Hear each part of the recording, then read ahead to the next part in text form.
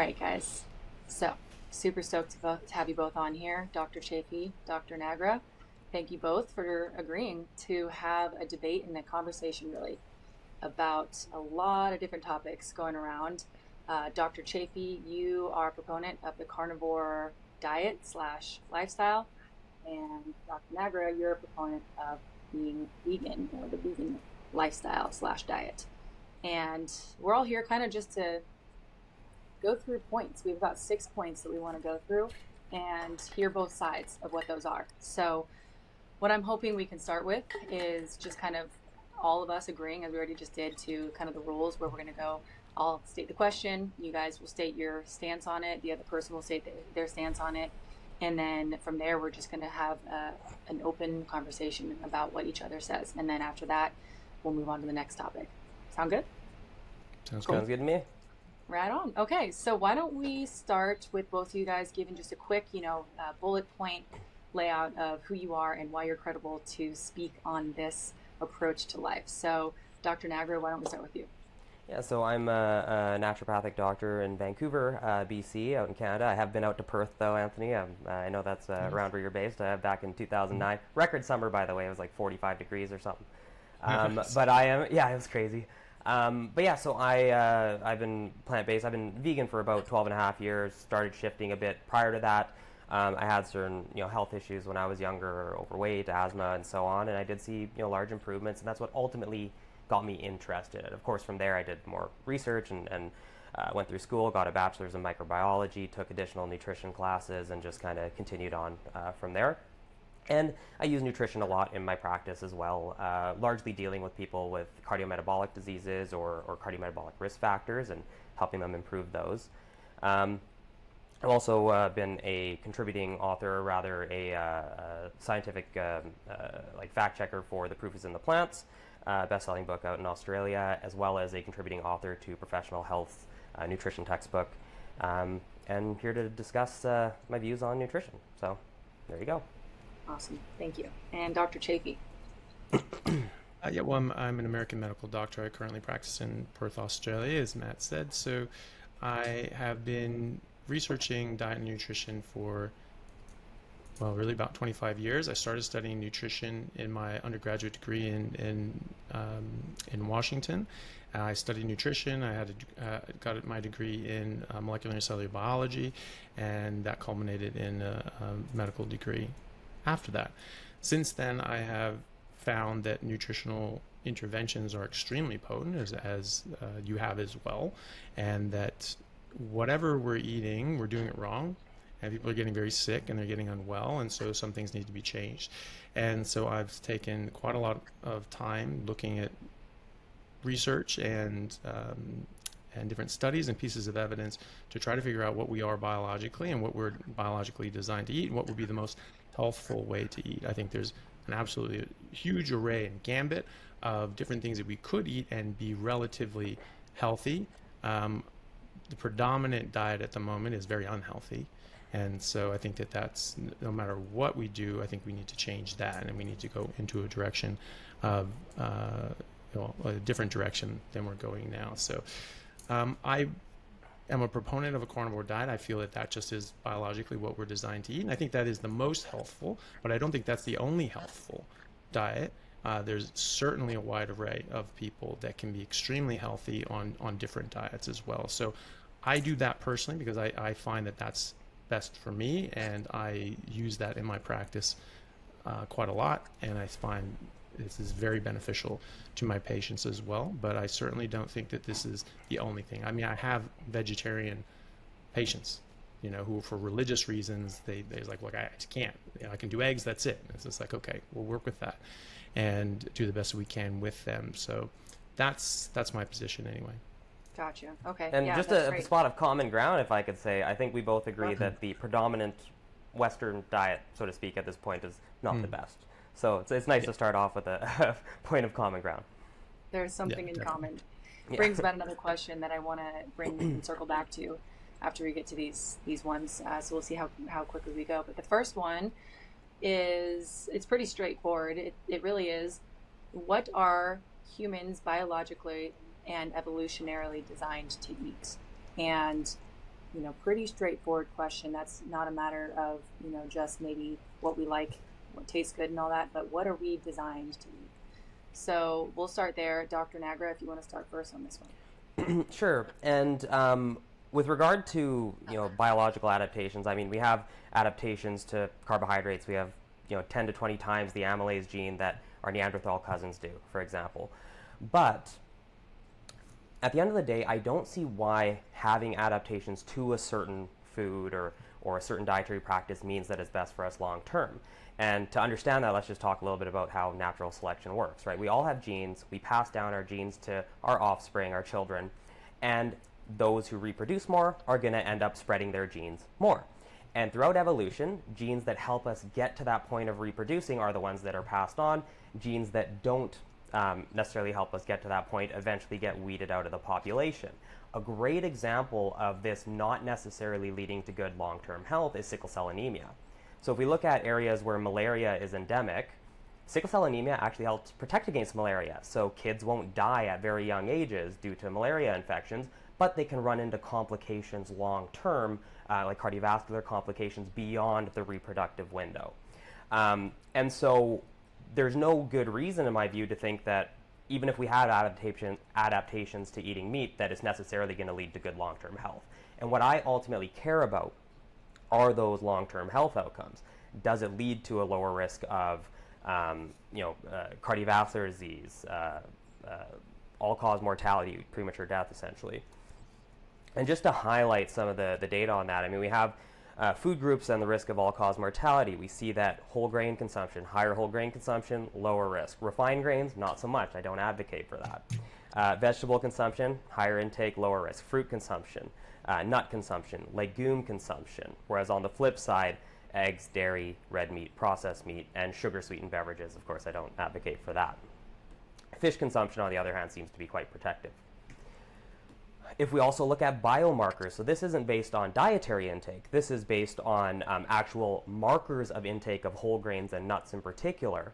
Enterolactone, a product that ends up in our blood after we consume lignans in those foods, those with the highest concentrations have a 30% lower risk of all-cause mortality and a 45% lower risk of cardiovascular disease mortality. If we look at long-term randomized controlled trials in the form of the Lyon Diet Heart Study, the main dietary changes, the statistically significant changes, were more bread, more fruit, and of course the bread was mostly whole wheat in this case, more fruit, more margarines, less butter and cream, less meat, and less delicatessen, which is like meat and cheeses, and a 70% lower risk of all-cause mortality. I see that's really small. It says 0.3 right there in the bottom right.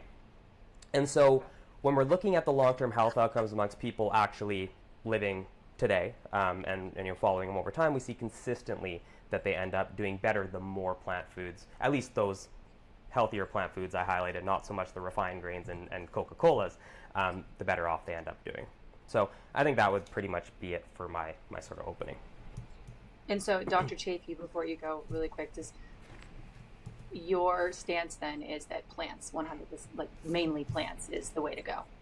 So yes, in that, whether you're eating, say, 85-ish% to 100% plant-based, generally very, very healthy, whether or not there's, some small degree of benefit if you waver slightly to the right or left of that 100%, I haven't seen good evidence of there being a significant difference.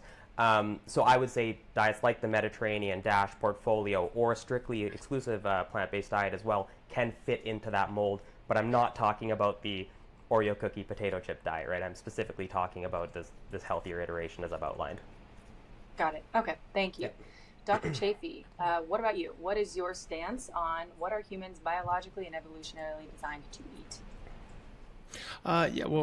Thank you very much. So, is it possible to share screen? Yeah, you just click share, bottom middle. Yeah. Yeah. So, I think that it does matter biologically what we're designed to eat and what we're evolutionarily designed to eat for the simple reason that after 2 million years of adaptation to a specific food group, the likelihood that you have carried over or developed sensitivities and damage from that food group is extremely unlikely. I can't think of a single example in nature where you can take an animal that eats naturally in its wild environment and that's not the healthiest thing for them to eat. There are signs at the zoo that say don't feed the animals, because if you eat something that they don't eat in the wild, they get very, very sick. And that's the same with at the parks and so on. And we know this in animal husbandry and livestock, or just veterinary medicine, that if animals eat outside of their evolutionary past, they will get very, very sick. And the reason being is that they're not designed. They're not designed for it, so they're not going to have the bioavailability. They're not going to be designed to break these foods down and get their nutritional resources. And there may be toxins in the different plants that they eat. We have a capacity to break down certain things, but not a complete one. This is where inedible plants come in, which is the majority of plants on Earth. So this is a concept that we understand.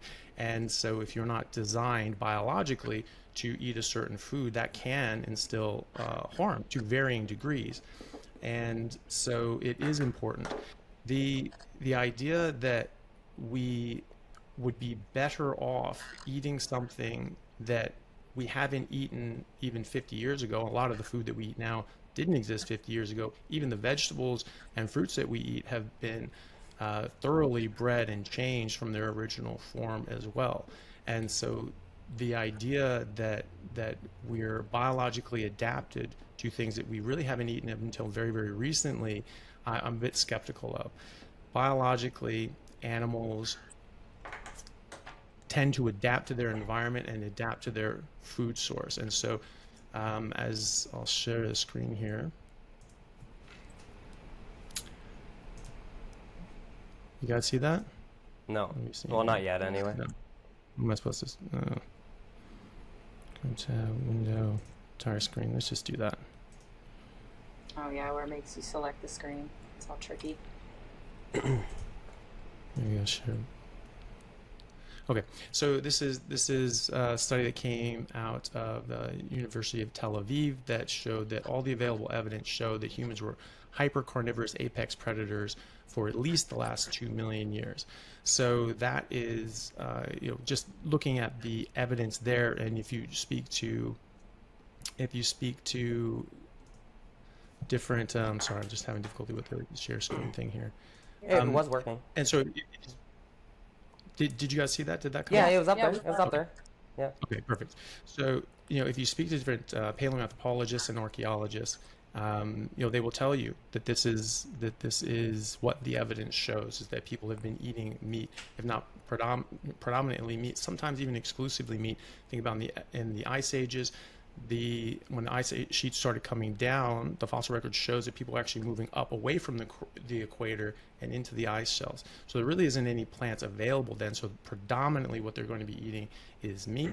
And that is, I had another point there, but that is the idea that we have evolved to eat meat, and we're biologically adapted to it. If we weren't able to survive solely on meat, then we really wouldn't be doing very well through the ice ages. We have the Inuit in northern Canada and Alaska. When eating their normal diet, they are actually quite healthy, and there are many, many studies looking at this over the course of the 20th century that early on they have pretty low prevalence of disease, heart disease, cancer, diabetes. And as the decades go on, as they're becoming more incorporated into Western society, those rates go up and up and up. But even as far as 1996, there was a study out of Canada that looked and found that even though the Inuits, previously called Eskimos, the Inuits start smoking at very early ages, sometimes as on average as early as 8 years old, that their heart disease rate was actually quite a lot lower than the rest of Canada. And they thought maybe this was a genetic factor, so they looked at all their genes and said, okay, maybe they're genetically designed to withstand heart disease. They found that no, actually they had all the risk factors, genetic risk factors for developing heart disease. So they said, look, we really don't know why that is. Fast forward another 10 years, 20 years, they say, well, actually, the heart disease rate isn't all that low in Inuits. Well, that's because more and more of them are incorporated into Western society and eat a lot of junk food and alcohol and things like that. And so, when we, you mentioned sickle cell, and that's a good example, because if you have, homozygous sickle cell genetic adaptation, that obviously is a problem for life. But if you're heterozygous, then that confers a benefit to malaria, but it doesn't confer the health risks. So on a population level, you get long-term survival improvement for the population. But I agree that those people that get hit with the double homozygous, they're not doing very well. But because more are going to be heterozygous, that confers a long-term survival for the population. You mentioned the DASH diet as well. There was a recent study, I don't have it up unfortunately, this just reminded me of it when you spoke about it, but there's actually a ketogenic diet was actually shown to be more efficacious than the DASH diet as well. Wait, sorry, And that's not sorry, to say that you can't have- I just missed that little, what you said there. If you could just repeat it, please. Oh, I was just saying that there are other diets that like the ketogenic diet actually recently got shown to be even better than the DASH diet. And that's not to say you can't do a ketogenic diet on a plant-based diet, because you certainly can. And so that's not just advocating solely for meat. But a lot of times when we're looking at the different studies looking at, is this diet better than another diet, quite often we are comparing them to the standard norm. So we don't really have things that are comparing a whole food plant-based diet that you espouse and a whole food meat-based diet as I espouse. Generally, they're just equated to the standard. So you can have more fruits and vegetables, and that's better than the standard, and I certainly would agree with that. But there's also the study out of Harvard with 2,000 carnivores, self-reported, a lot of these are, that showed improvements to the standard diet. So neither of these are going to show, is it better compared to a whole food plant-based diet and a whole food meat-based diet. There was, I'm trying to bring it up here, there was a recent study out of the UK. I'll try to share my screen here. And yeah, Dr. Nagra, if you want to come, respond to any of this. Yeah. I was kind of waiting my turn, but whenever it's possible. Yeah. I'll wrap it up here. Okay. There we go. So this one it was a long-term perspective study with 400,000 people in the UK, and they found that accounting for confounding factors, socioeconomic factors, healthy user bias, that this actually eliminated the benefits associated with plant-based diets. So they looked at whole food plants, cooked and raw. They found that raw conferred a better cardiovascular benefit than cooked. Cooked didn't show any, but when you accounted for the confounding factors, that this was eliminated as well. Can you just keep that up for a sec? Oh, sorry. I was wondering if you can just, I can pull it up, or you can keep it up. That's fine. Okay. Whenever I respond, I just want to touch on that one really quick. Yeah, of course. So that's the main thing. I mean, there are studies that compare what we're talking about, which is whole food plant-based diet and meat-based diet, and we can certainly get into those as well. But just from a biological evolutionary standpoint, I think that it's that the evidence does show quite clearly that that we did evolve eating meat, and the biological premise that what you're adapted to is what's going to be beneficial to you, I think stands here. One thing I will point out is that people say that, and this is a bit weird, sorry, there's weird ads here, that they say, well, these people probably didn't live all that long. There's no real good evidence for that. What that's based on is average life expectancy from birth. But here you can see that that's not really the same thing as how long people live when they just die of old age. So back in 1850, if you were at 0, the average life expectancy was 38. So people can say, oh, well, people were dying in their 30s. Well, not really, because if you made it to 10 years old, on average, you would make it another 48 years, you'd make it to 58. And it goes up from there and there and there and there. And so by the time you got up to 70, you were likely to make it into your 80s and so on. And that stayed pretty constant. It went up a little bit. It went down again in the 1900s and then started going up again sort of the middle of the century, middle to late last century. And that's gone up a little bit.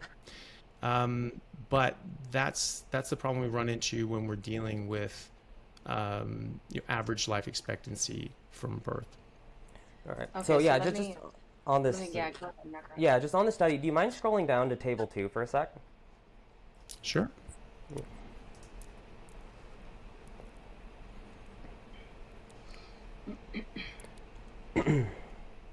I don't know if it's lagging behind or what's going on. Yeah, it's probably is. There we go. Okay. So I'm just waiting for it to reach there. Hmm. That's trying to a blow it up figure. I here. mean, table 2 should be just below that, I think. Yeah, no, I got onto it. I Okay. tried clicking it to bring it up Okay. and to Okay. blow it up, but it's not doing it. Okay. Well, I have it on my end too. I can always share that if you want, Okay. but um, Yeah. Yeah, maybe yeah, do it on your side. yeah. I'll just share it on Try. mine then. Um, Yeah. okay. Yeah. So just I'll scroll up, just show that it's the same thing. Oh, whoops! I didn't pick the specific paper yet. There you go.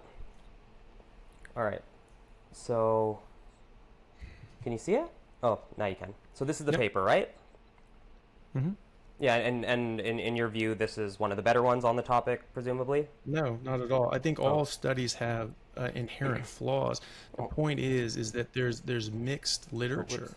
and Wait, none of these studies are really all that great because a lot of what? them have all these confounding factors, So I and just so want to it's address. really difficult to make comparisons. So I just want to address something though. So you said that this study found no benefit, right? No. After So it after found adjusting for benefit. confounders? Yeah. So Yeah. it found really no benefit with cooked vegetables. It found a benefit with uncooked, but it thought that there was probably confounders that were getting in the way of that. So again, it's not a perfect study, Well, and it's not saying conclusively that vegetables don't provide any benefit.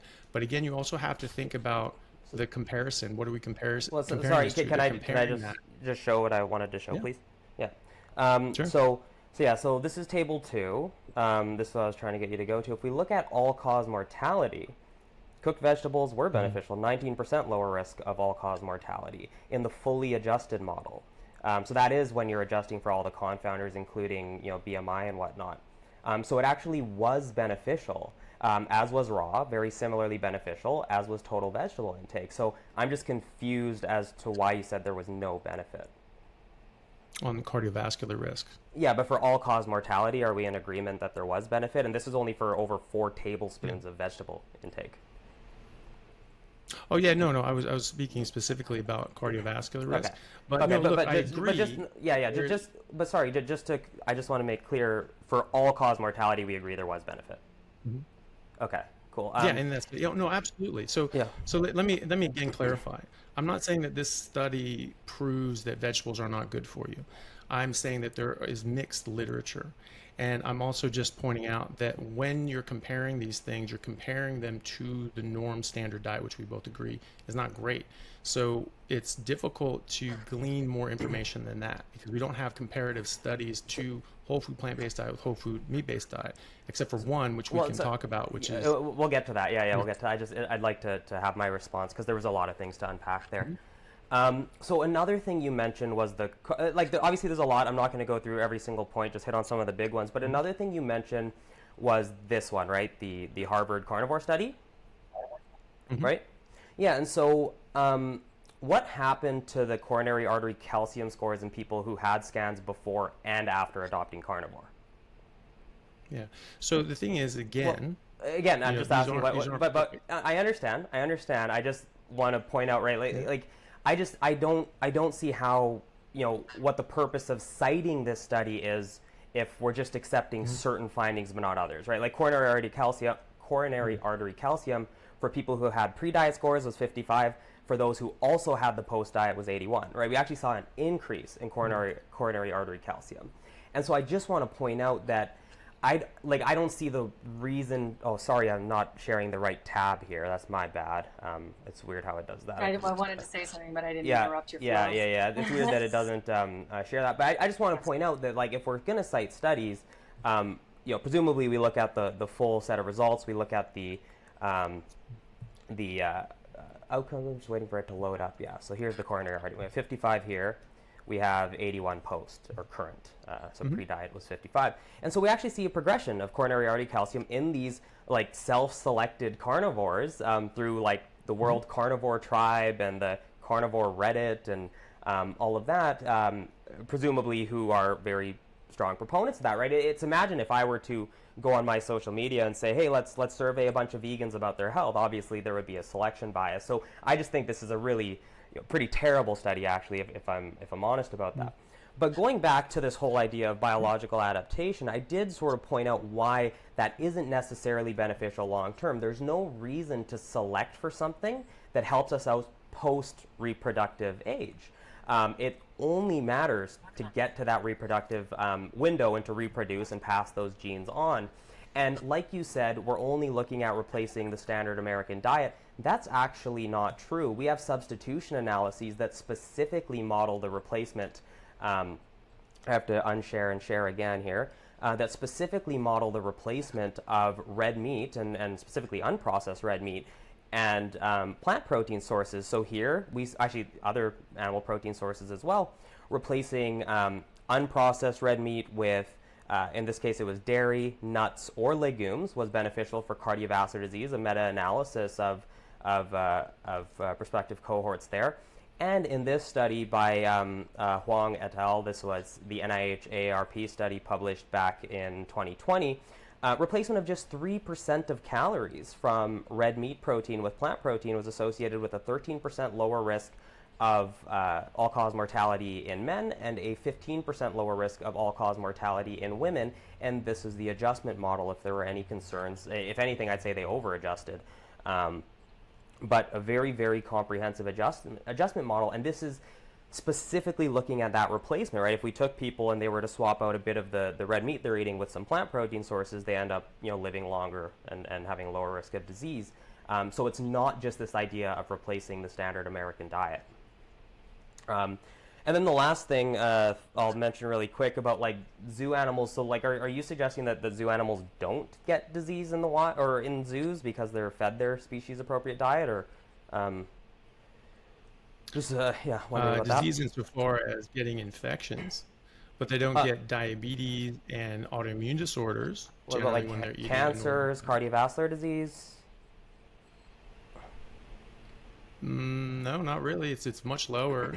And well, so actually, let's look at that too really quick here. Just again, I'm just trying. You threw out a lot of points. I just want to make sure I touch on some of the big ones.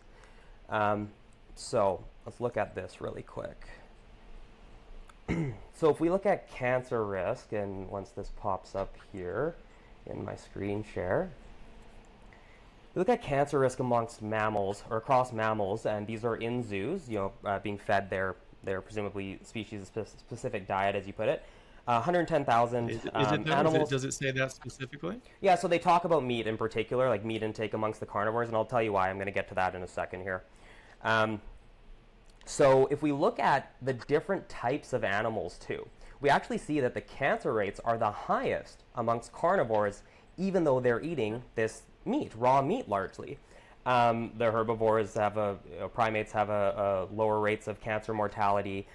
We look at rodents, lower rates of cancer mortality, and so on. It's spiking up like crazy here, and we can see the kind of the means on the cancer mortality rate, right here on the right side. So these animals absolutely do get cancer, and they develop that. If we also look at arthritis amongst animal skeletons from zoos, we see that they also develop arthritis. In fact, even marine mammals do, which is kind of interesting. And I'm pulling that up here. So these diseases do exist in the wild and in zoos where they're presumably being fed appropriately. As you said, you're not supposed to feed animals because they have very specific diets that they're adhering to. So I just don't see any bearing on this idea that, well, animals don't get the disease if they're eating according to their quote-unquote species-specific diet.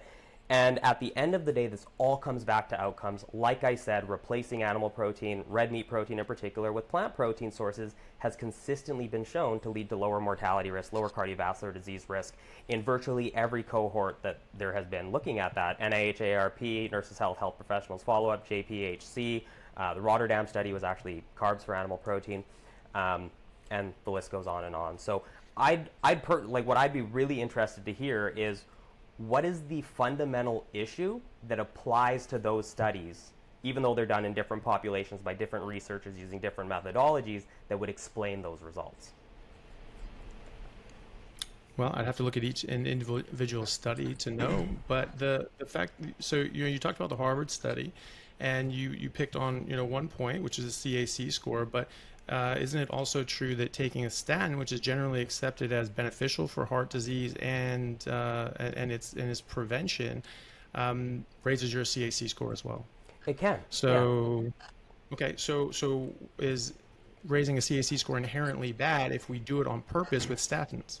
No, it's not inherently bad. I'm not saying it's inherently bad, but what I'm saying is we actually don't glean much useful information from that study, nor can we say that those people are better off, after versus before the carnivore diet. And of course, there's the huge issue of selection bias. Like I said, if I went on my social media like, hey, if you got better on a vegan diet, sign up for this survey, presumably nobody would accept that as good science, right? And it's really the same thing that occurred there.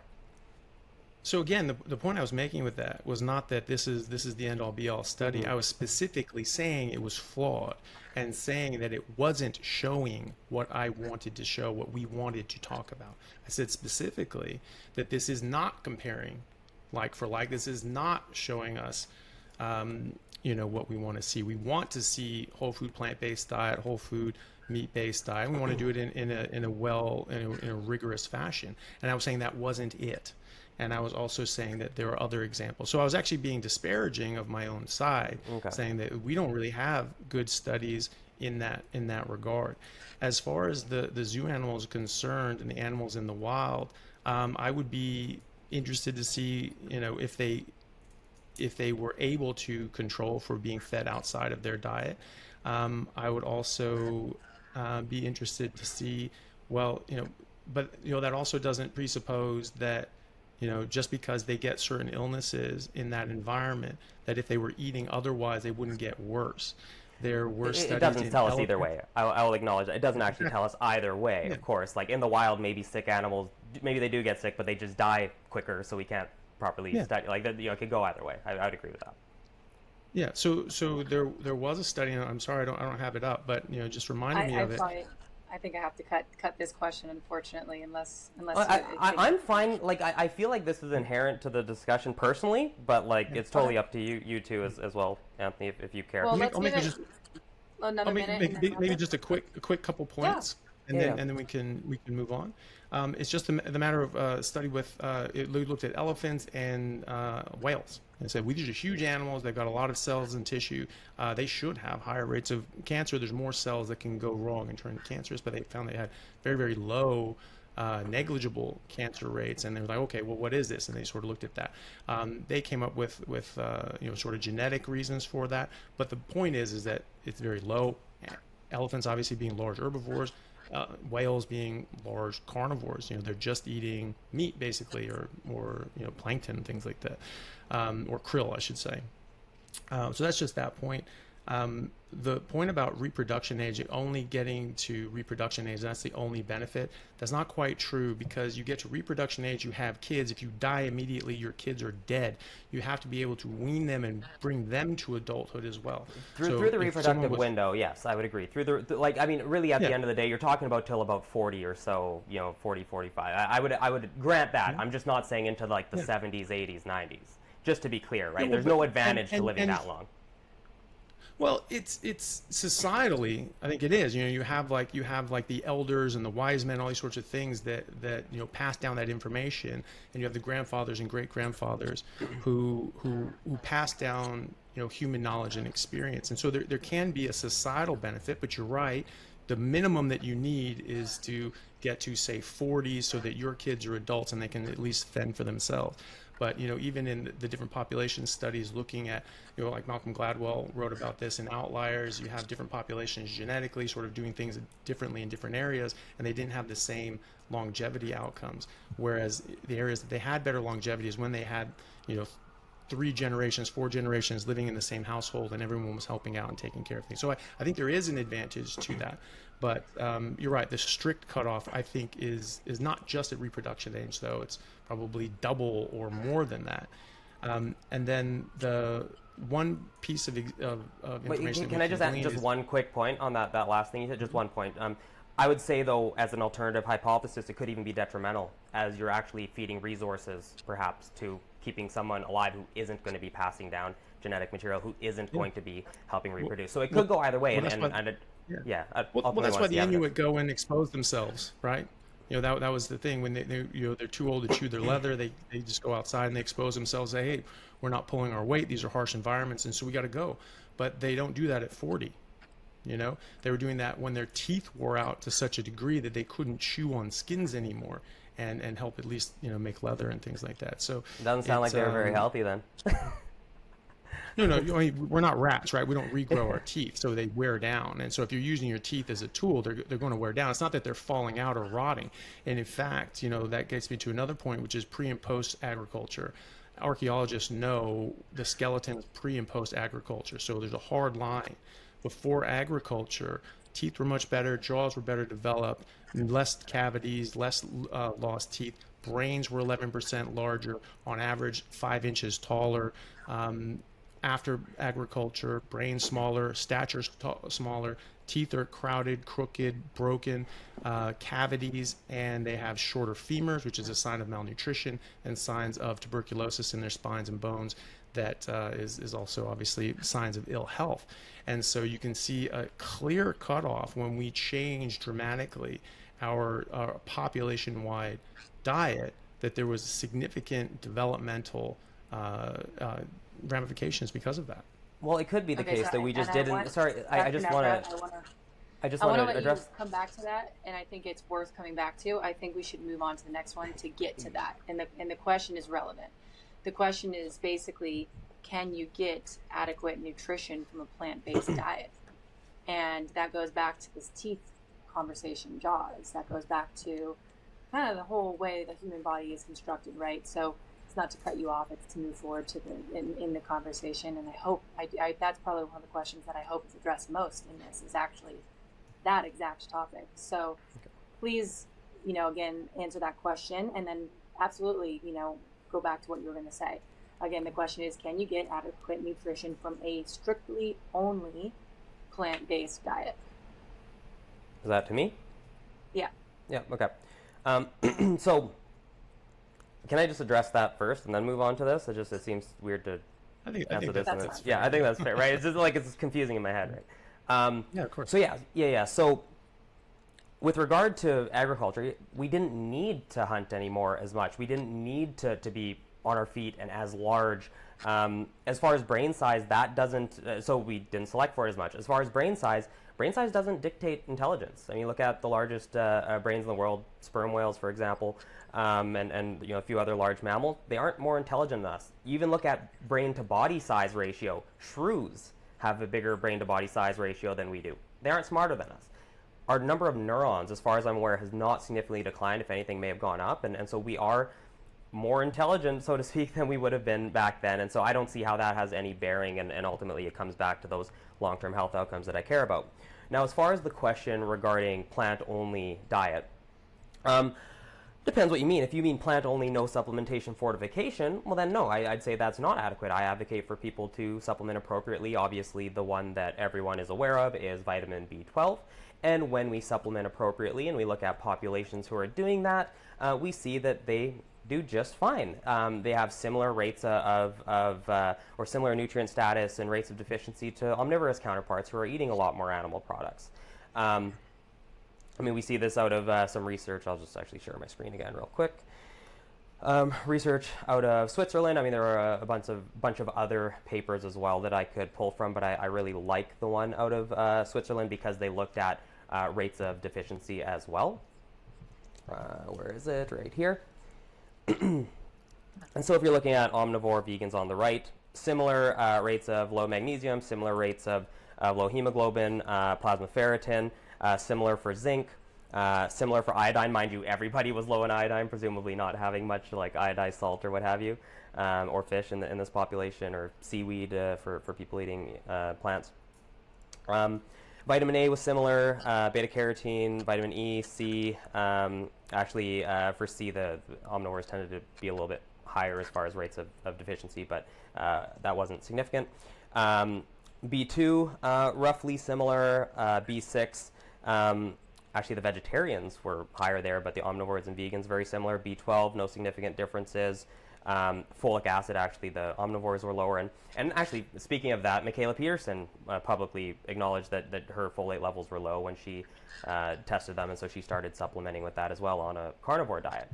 But this all just comes back to what I was talking about before, is that like if we can get all of our nutrition with a plant-based diet plus appropriate supplementation, and it leads to better health outcomes, lower rates of cancer incidence based on this meta-analysis from 2017, lower risk of ischemic heart disease based on this meta-analysis from earlier this year, vegans compared to non-vegetarians.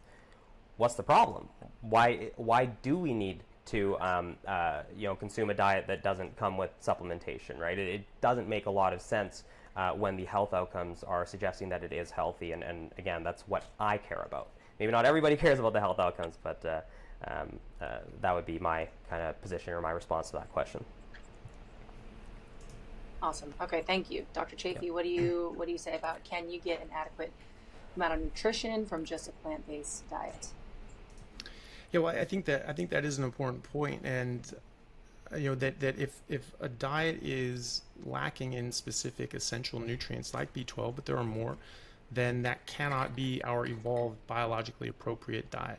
And this doesn't even go into bioavailability of different nutrients, because there are quite a lot of nutrients that are locked up in ways that we can't access. There are traditional methods of releasing them, like nishtomelization in maize. It releases a lot of the nutrients like niacin and detoxifies them. This is where tamales come from, is that process of nishtomelization. And cooking and all these sorts of things can bring out these nutrients. But what does that mean? That means we are not designed to do it naturally ourselves. And so I think that inherently is important when we're talking about what we're supposed to eat. As far as just hopping back to the change, is it a bad thing that our brains are smaller? Well, I think it is, and I don't think that it's that you can say that it was a selection factor, because this was a hard line. It wasn't that it's gradually happened over the like course one of generation 10,000. or like how quickly did it happen? A couple hundred years. Yeah. Well, that's out of a book. That's out of a book from Oxford University, and they said before agriculture, directly after agriculture, these were the differences. Well, sure, but like I want to know how long, right? If that's taking place over thousands and thousands of years, it could totally just be a selection event. It's not as advantageous, right? It was in a book somewhere. I mean, I just prefer to see I'll bring it up for you. Yeah, please do. And like just to understand kind of how long that was, and if it, because the way that you're speaking about it, and maybe that's the thing. So this doesn't say the time period that this does it. It just talked about. It just talked about just pre-agriculture and post-agriculture. Yeah, because but 10,000 years ago. So agriculture it says post-agriculture man 10,000 years ago. Yeah, so I mean that's a fair amount of time. That's a lot of generations to pass down through, and as far as when that started and ended, and agriculture was introduced at different times in different places around the world. So this is saying post-agricultural people 10,000 years ago. Okay. So not comparing us now to 10,000 years ago. It's comparing skeletons from 10,000 years ago to pre-agricultural man. But to when? Like what part? Right? How long ago? Is that 100, 200,000 years ago pre-agricultural, or is it 12,000 years ago, right? 200,000? Yeah, so we need to know where that is, right? We can't just say, oh, it's a hard line, all of a sudden we see these changes happening in like a couple generations. We want to know, is that over many tens or hundreds of thousands of years? And so without seeing that, it's just really hard to buy that there was this hard line. Well, unfortunately, I don't have the whole book handy. I only have this picture. You can see it here. And it's pre-agricultural man and post-agricultural man 10,000 years ago. And there was this sharp decline in height. And it goes through all the different sorts of issues in the skeletal deformations that they found. And so it doesn't say exactly when. Yeah, it doesn't tell us when or how long. So I don't know how much of a. I'm with you, but the what's being relayed here in that picture is this is like that this is a hard line. This is pre-agriculture. This is not 500,000 years ago. I'll try and find the book and send it to you, but that is what, and see where it says specifically that. Unfortunately, I don't have that with me right now, but that is what that is suggesting, is that this is a direct hard line. But in any case, you know, the idea that we are optimal on a diet that is lacking in basic nutrients, I don't think that follows. There was, you know, certainly there can be an issue with folate. People with the MTHFR gene mutation don't methylate folate properly, and so they might need a little bit more. But generally, what they do is they just eat more liver, and that takes care of it. And I have a number of patients who have done that and have improved on that, and they don't need to take, you know, the engineered supplements. They can still just eat meat. They just have to add in a bit of organs, and so they can still get complete nutrition that way. You know, there's more than B12. There's D3, obviously. There's K2. You can get K1 from plants, but it doesn't convert very well over to K2, and you need K2. That's required, and it's actually found to be in poor dentition and jaw development if you have a lack of K2. Vitamin A in its whole form, retinol, does not exist in plants. You got to get it from the carotenoids like beta carotene, but you have to eat quite a lot of these things to get enough vitamin A, sometimes as much as 6 pounds of carrots. And there are about 45% of people that are hypo metabolizers of beta carotene. So it's very difficult for them to get vitamin A as well. Carnitine, this is considered a non-essential amino acid because we make it, but there's evidence that as much as 30% of people don't make enough, and they do need that from their diet as well. And then you're looking at amino acid balance and bioavailability. This, again, you can get a complete protein, you certainly can, from plants, but it's not necessarily in the right proportions. And if I can find one of these studies that's looking at plant source proteins that was not so favorable, and it was much more favorable with animal source proteins, if I can find it here. While you're looking that up, do you mind if I just mention a couple things? Sure. Yeah. So I want to talk about each of these, the K2, vitamin A, things that you just mentioned, but I want to understand this idea of like, well, if you need to supplement, then the diet's inferior or not as healthy or optimal, so to speak. Let's just do a quick thought experiment. Let's say there's two diets, right? There's diet A, which provides everything that you need as far as essential nutrients, and then there's diet B, which provides most of what you need, but you do need to supplement a couple things.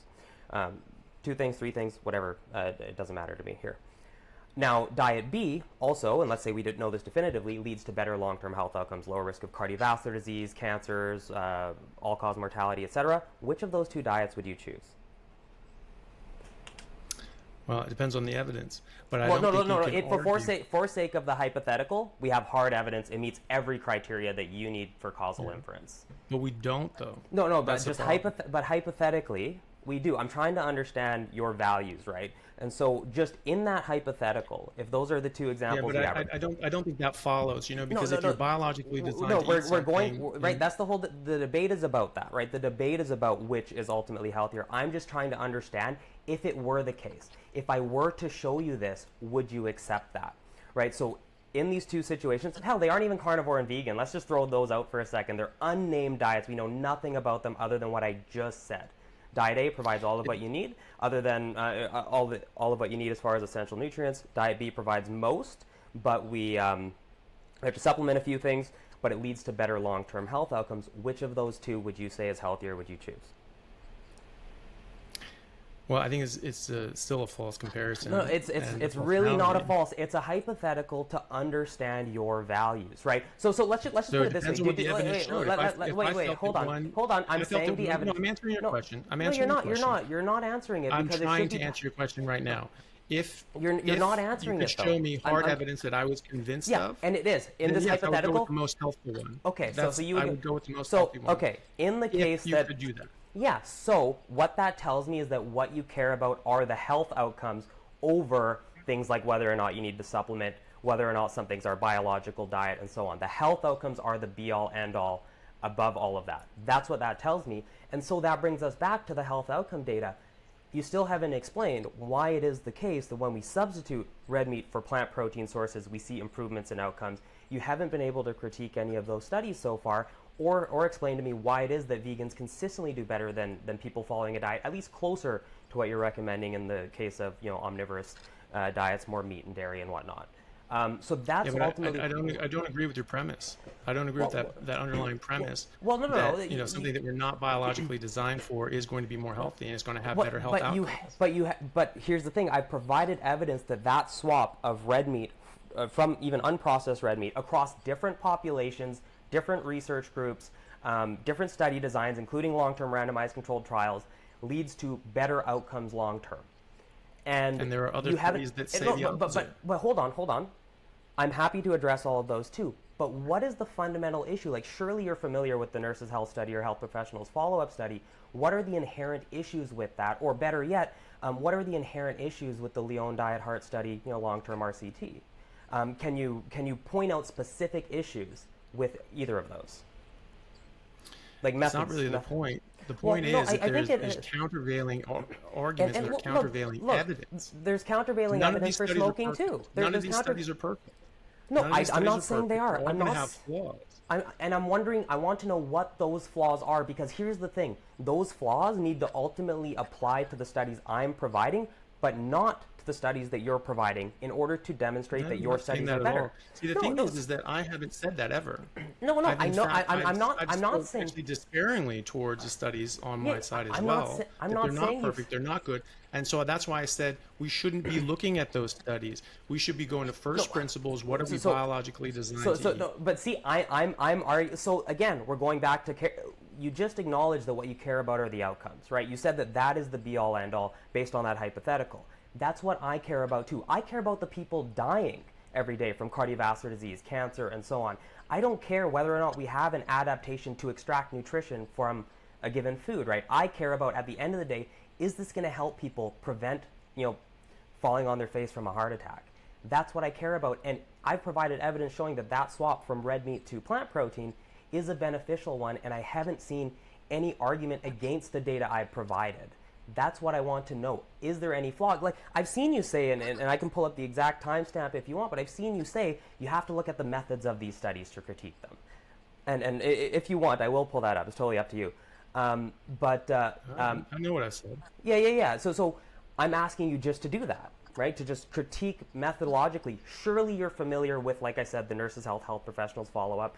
Surely you're familiar with Lyon Diet Heart, some of the most famous nutrition studies we have out there. So what are the issues with at least those? I'm not expecting you to go into everything I've presented. Well, that's the thing. I didn't prepare for that. I haven't gone through those at the moment, so I couldn't give you a robust description of that. The thing is, we're disagreeing on the premise here. No, you're talking about a false premise. You're saying I'm not. See, that's the. No, I'm not. You're assuming that the adaptations lead to the outcome, but we've already established what you care about is the outcome. I also do. I don't agree that the adaptation leads to the outcome, and I'm providing counter evidence. Why is that? What is your biological premise for that? Because the health outcome data clearly shows us that this approach is better long term. But there's plenty of other health outcome data that shows the opposite. And in fact, I just want to point out something really quick here. If we go to this, because this is your lecture, right? So this is your lecture from Plants Are Trying to Kill You. If we go down to the references, we see, there's like podcasts, there's some YouTube videos and stuff, but here you say fiber causes colon disease. But when we open it up, it's a cross-sectional study of 2,000 people. Like, why are you using that sort of terminology for really low-quality observational research when you're discounting some of the, the Nurses' Health Professionals Follow-Up, long-term RCTs, without actually providing a critique? So, I'm using loose language. I can certainly change that because you're right. That wasn't a causative study. Okay, I think that's a good idea. That doesn't really change the fact that there was, 2,000 people that found that the only correlation between diverticulosis was increased levels of diverticulosis was increased fiber intake and increased bowel motions per week. And it was cross-sectional, right? So it was a snapshot in time. It could be the case that people eating more fiber oh no, sorry, people with diverticulosis were eating more fiber to try to treat that. In fact, we have a meta-analysis of prospective cohort studies where you look at fiber intake pre-diverticulosis, and fiber intake actually lowers risk of developing it. So that would be stronger evidence. Yeah. You know, I you don't have know a why temporal. they would go on. I don't know why they would go well, because on it's a common a recommendation. high fiber diet. It's a common because, recommendation. No, it's actually not. It's actually the exact opposite. When I was doing general surgery, for the recommendation was diverticulitis, to go on a low residue diet. for diverticulitis or for ulcerative colitis and Crohn's, yes. For diverticulosis, and to protect. That's not true. They said stay away from seeds and fiber. Well, I'm just telling you from my practice and in my hospital. That is absolutely the recommendation. But just going back to the whole point of that, it's like you're citing observational. You're claiming. I mean, you're correcting yourself. You wouldn't call it causal. That's great. But I still have not heard a critique for any of the data I've presented, and it's a, you know, these are very popular. Surely you come across them all the time. You cited the UK Biobank, which actually showed a reduction in all-cause mortality with higher vegetable intake, despite claiming, you know, it was no effect. I mean, you were talking about cardiovascular, No, I didn't kind of. say Well, you said no effect on cardiovascular disease, Yeah. which was sure, but it's just weird to cite that, but not the all-cause mortality result. But at the end of the day, I have not heard a critique, and that's. Well, But what I need to hear ultimately is a critique for any of the research I've presented. I told you, if you want to do a critique sometime, we can go through it. I'm not prepared to do a critique at this point in time. I didn't receive your studies or anything like that. I couldn't go through them, and so I don't have a critique. Yeah, and So that I'm was prepared obviously for the Lauren data was away, and- so that explains that. Yeah, But that's anyways, fine. You know, yeah. But the thing is that you're asking me to do something that I'm not prepared for, and so obviously that's not something that I can do in a well-reasoned way. The point is that there are other studies. There are studies that go counter to what you're saying. There are studies that suggest that that vegetarians are even less healthy and have a low quality life than meat eaters. There's a study with 100. Can you cite one, please? No? Yeah. Can I ask you guys both a question as well? Yeah, that I'm genuinely just curious about. Yeah. Dr. Nagra, have you ever tried a carnivore-based diet? No. Dr. I mean, I've eaten a meat-heavy diet, but no, I haven't eaten a carnivore diet specifically. Okay. And Dr. Chaffee, have you ever tried a vegan-based diet? I was eating mostly plants before I went carnivore, yeah. And whole food plants, like a lot of spinach and kale and broccoli. Never eat processed foods or sugars or carbs, ever. Never ate any of that sort of stuff. Okay, Did you have a lot of meat? Like, I don't know, 100% of your diet? No, not much. No, I limited it. So when I was in Bangladesh doing humanitarian work, it really just wasn't available. There wasn't really much food available, and so I ate what was available. And then when I got back, I was mostly plant-based, just eating predominantly greens like spinach and kale and broccoli. And I would eat some meat, very lean meat, and low amounts of it. And I was doing that for a couple months, didn't feel great at all. And then when I switched and got rid of the plants and started eating more meat and more fatty meat, my health radically changed. And so that's when I got interested in this and started looking more in depth to that. But I've never eaten a processed food diet ever. You know, I was a professional athlete for a number of years. I was always very careful about what went in my body, and that's what I see as well. You know, you certainly see the people going from a processed food diet to this and improving, but you also see people that have been long-term vegans for a while, short or long-term, and having serious health detriment. You know, there's like something like 84% of vegans and vegetarians. That's not true. That's actually not. No, that's based on Funalytics. Maybe you can. Yeah. No, so that. Let me finish my thought. Yeah. And then Okay. Go ahead. You can go ahead. on. Yeah. Go ahead. But you know, and that's fine because the thing is that I haven't really crunched those statistics. Those are just statistics that I've It's cited often. So I'm not. Yeah. Yeah, exactly. And so that's the thing. It's just. But either way, there was that statistic that says 84%. Was a survey based, and they said, you know, basically asked what your main reason for quitting a vegan vegetarian diet was, and the most common response was their health had suffered. That's not true. And so, that was in that study. In the Funalytics, it was not. Survey?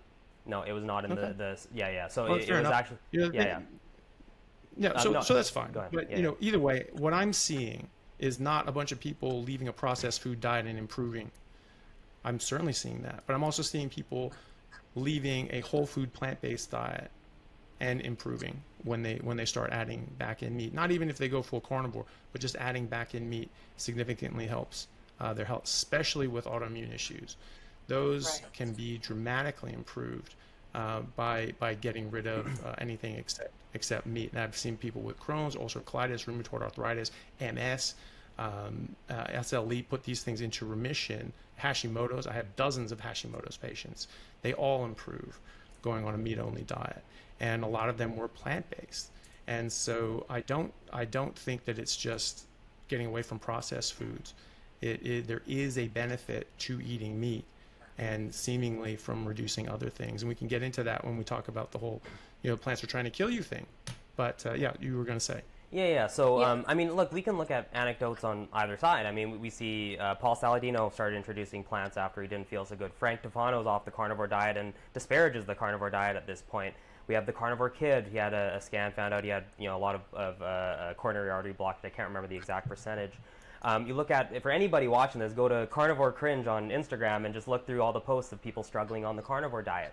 Anecdotes are unreliable. We can point in any direction we want. We can look at Mark Hubb, the researcher from Kansas State University, went on the Twinkie diet. It was Twinkie and sweets, basically, like 80% of his diet. Lost weight, improved biomarkers, felt better. Of course, weight loss is going to help. And it's an elimination diet, just like a carnivore diet could be as well. And just like a plant-based diet could be as well, in either direction. These anecdotes don't tell us a lot. You can't control for other variables. You can't adjust for them properly. That's why looking at prospective cohorts that are well adjusted, like a couple that I've mentioned so far, are beneficial. Now, I do want to just mention, you said you were bringing up a study about vegetarians doing worse. I was wondering if you can bring that up. Yep. Or send it in the chat. Maybe I can pop it open on my end too. Actually, another anecdote that's always a funny one is Freddie Blum was like the oldest person in the world. He actually died a few years ago at like 120 or something. But he smoked every day. It's like you can find anecdotes for anything. So just not super reliable and don't really tell us much about how they would have been without it. I'm not talking about individual anecdotes. I'm talking about hundreds of my patients and thousands of people. I mean, I could say the same thing, right? Well, but you know what? I agree with you. Yeah. That you can improve your health in other ways. I'm not saying the only way is a carnivore diet, but I do think that meat is a very important part of a healthy diet. First and foremost, because you're getting adequate nutrition and you're not reliant on supplements, but also because you're eliminating out because you're eating that, you're getting in calories that are sort of working out other things that maybe aren't so good for you. You're getting very bioavailable protein in perfect proportions, right? So egg is considered a perfect protein because it has all the aminos you need in the right proportions, and that's also very important. And you're also getting fatty acids, which are important. We have essential fatty acids that you have to get that are very difficult to like get alpha-linolenic and linoleic. Yeah, well, so ALA, I know in Simon Hill's book, he talks about how you can convert ALA into DHA and EPA, but there are plenty of people like Professor Robert Lustig who says, no, you actually can't do that. And so I mean, that's not something I'm wholly versed in, but I'm just to say that there are disagreements in the literature that none of this is like, well, this is the definitive I don't think we have the proof. perfect study on EPA DHA. I will grant that. I don't think we have the perfect study on EPA DHA, at least in populations that don't consume them yet. But while you're popping that study up, maybe if I just mention K2 and vitamin A quick, because you'd mentioned those. So yeah, for vitamin K2, are you familiar with the different types, MK7, MK4? No, not particularly. Okay, no. okay. So MK7 is so we produce both of these in our body. We convert K1. Also, the microbes in our gut produce some. So MK4 is the predominant type in animal foods, in meat, in cheeses, and whatnot. And we actually don't absorb it at dietary doses. So let's pop this open here. So at the types of doses we use in our diet, or that we would get in our diet, even consuming a fair amount, we have the MK4 at 420 micrograms, we have MK7 at 420 micrograms. The MK4 that is present in food does not contribute to vitamin K status. It didn't actually increase blood levels. And in order to absorb it, we need very, very high doses that are achieved pretty much exclusively through supplementation. MK7, on the other hand, is the type we find in natto, which is fermented soy, and we can actually absorb it from there. Now, it's not an essential nutrient because we do convert K1. Like I said, the microbes in our gut produce some K2 as well. But this idea that we're getting K2 from meat just doesn't follow because we don't even absorb it at those doses. Now, on top of that, just talking about vitamin A really quick. Let me pull it up here. I think it's this one. Just double check. Sorry, 1 second. I just gotta make sure I pop open the right paper. Okay, this should be it. Yeah, if we look at the conversion of We don't see anything shared. yeah, no, it's popping up. I was just clicking on it as I said that. So if we look at the conversion of beta carotene to vitamin A, it's just taking a minute to load. We find that, where is it? There's a good figure in here that breaks them all down. Jesus, I don't know why it's so slow. It's slow because I got like a million things running right now, probably. Okay, so if we look at like fruits, green vegetables, let's take sweet potatoes. They're kind of right in the middle. In fact, I will take the most conservative estimate of a 13-to-1 conversion ratio. The conversion can range from about 1 to I think it's 3 or so to like a 1 to 27 roughly. But if we do it'd be a 3 to 1 to like a 27 to 1. If we go with a 13-to-1 ratio, if you have 60% impairment, so most people who have impaired vitamin A synthesis or beta carotene conversion, they have about a 55 to 70% impairment of conversion. To make enough vitamin A, all you'd have to do, if you had 60% impairment, let's say, is to eat literally 1 cup of mashed sweet potatoes in a day. Forget about all the other food you ate, and you've got enough vitamin A. If you had 80%, 70%, being extra generous, we're talking about, it was 80%. Sorry, I did the math a little while ago. If you had 80% conversion or impairment of conversion, you're talking about 2 cups of sweet potatoes in a day to meet your needs. It's nothing. It's so easy. And this goes back to the data I showed earlier looking at actual tissue levels and deficiency rates of these nutrients. We don't see higher rates of vitamin A deficiency amongst vegans. And if there was this crazy issue with us converting enough carotenoids, surely we would see huge deficiency rates, but we don't. So it just doesn't make any sense to make that claim. So K2 aren't those things looking at supplementation as well? No, so in those things you're talking about, that when everyone had a pretty adequate nutritional status, those were all in people that were supplementing. For that B12, was your point. For like B12 and fortified foods through B12, sure. So, but did that study only look at supplementation with B12 and then no other supplements? No, that particular study didn't. However, even if we look at people who have impairment, and I'll pull up another study if we want to go through it, where people actually have impairment and they're consuming vitamin A from various food sources, plant food sources with very little preformed, when they're consuming beta carotene with very little preformed vitamin A, we see that it actually improves their vitamin A status. And I'm not aware of any evidence of vitamin A deficiency amongst vegans, or at a higher rate at least than we see in omnivorous populations. Unless you have, I'd like to see that, but I'm still obviously waiting for that other study you had mentioned as well. Yeah, but in those studies, you're looking at vegetarian, vegan populations that are not supplementing and they have normal vitamin A. Is that what you're saying? No, so I'm looking at vegans and vegetarians in the general population. Vitamin A supplementation rates generally aren't super high, but I'm not aware of any studies on vegan or vegetarian populations being vitamin A deficient regardless. Mm-hmm. And this goes back to we can look at we can look back that's at fine. I don't know of any specific ones to that degree as well. It's just pointing out that retinol doesn't exist in plants, and some people are hyper responders. Yeah, and even in that case, right? Like I said, a cup of sweet potatoes for a 70% impairment, to 2 cups for a 80% impairment. No problem. The problem is that many of these plant-based foods, they're all fortified with vitamin A and vitamin D and all of these things as well. So it's hard to say if you're looking at a general population. We have most trials. People are eating fortified foods. No. We have studies of actually feeding beta carotene and improving status.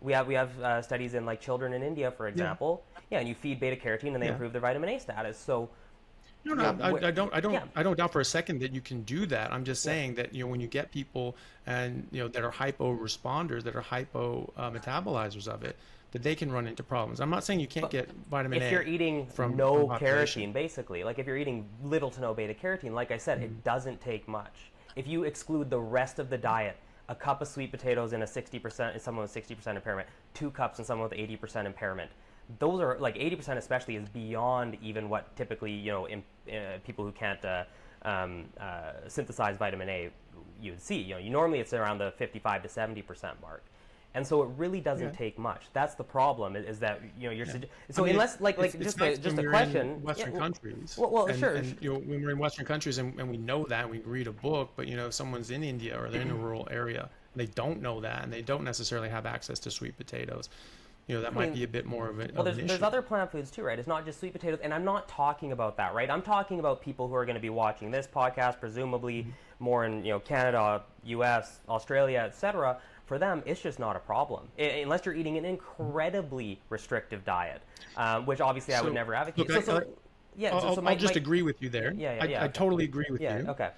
My point in saying that was just that I was just pointing out there are other nutritional deficiencies and other sort of problems, and you're pointing out that vitamin A probably isn't one of them. Fine. Yeah, neither is K2. I would say. Neither is K2, especially if you're. Okay. Well, no. Again, do you have evidence of absorption at dietary doses of K2 from animal foods? It just doesn't happen.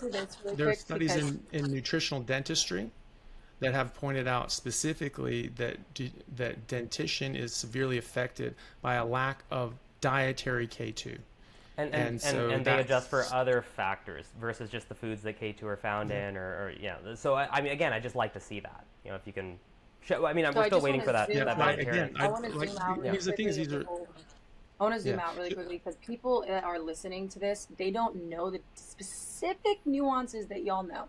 The specific details of each little thing, they don't know, and frankly, they're not going to know.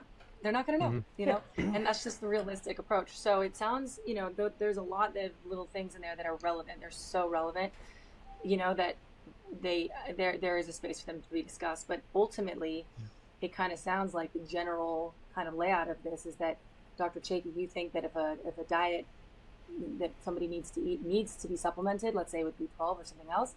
How could that be correct? And what you're asserting, Dr. Nagra, is that it doesn't actually necessarily need to be supplemented very much. It's really all pretty much there, and you can find it. No, I want to clarify. That's not what I'm saying. I think there are certain nutrients like B12, for example, depending on where you live. Vitamin D, I live in Canada. Of course, we don't get a lot of sunshine. Right. I think everyone here should probably be taking that. Yeah, I mean, really. It was sunny the last couple days, but basically, there are certain nutrients. I think stretching into K2, vitamin A, I don't think there's any good evidence for that, and carnitine as well, non-essential, and supplementation's actually been shown to lead to some carotid stenosis. People with genetically higher L-carnitine tend to have higher risk of cardiovascular disease as well, based on some Mendelian randomization, so like looking at genetic levels. So I'd be concerned about supplementing with L-carnitine. But anyways, the point that I was making is that whether or not you need supplementation doesn't have a bearing on whether or not a diet is necessarily healthy. And what I care about are health outcomes. Is it going to lead to a heart attack? Is it going to lead to a stroke, cancer, etc.? It seemed like when we did the hypothetical, eventually we got agreement on that topic, the outcomes mattering the most. And yeah, I think there are certain supplements that are needed, and I don't see a problem with that. Okay, so I want to move on to the next question. I want to ask you guys both a follow-up question on that because I don't understand. Okay. And I want to understand. Go ahead.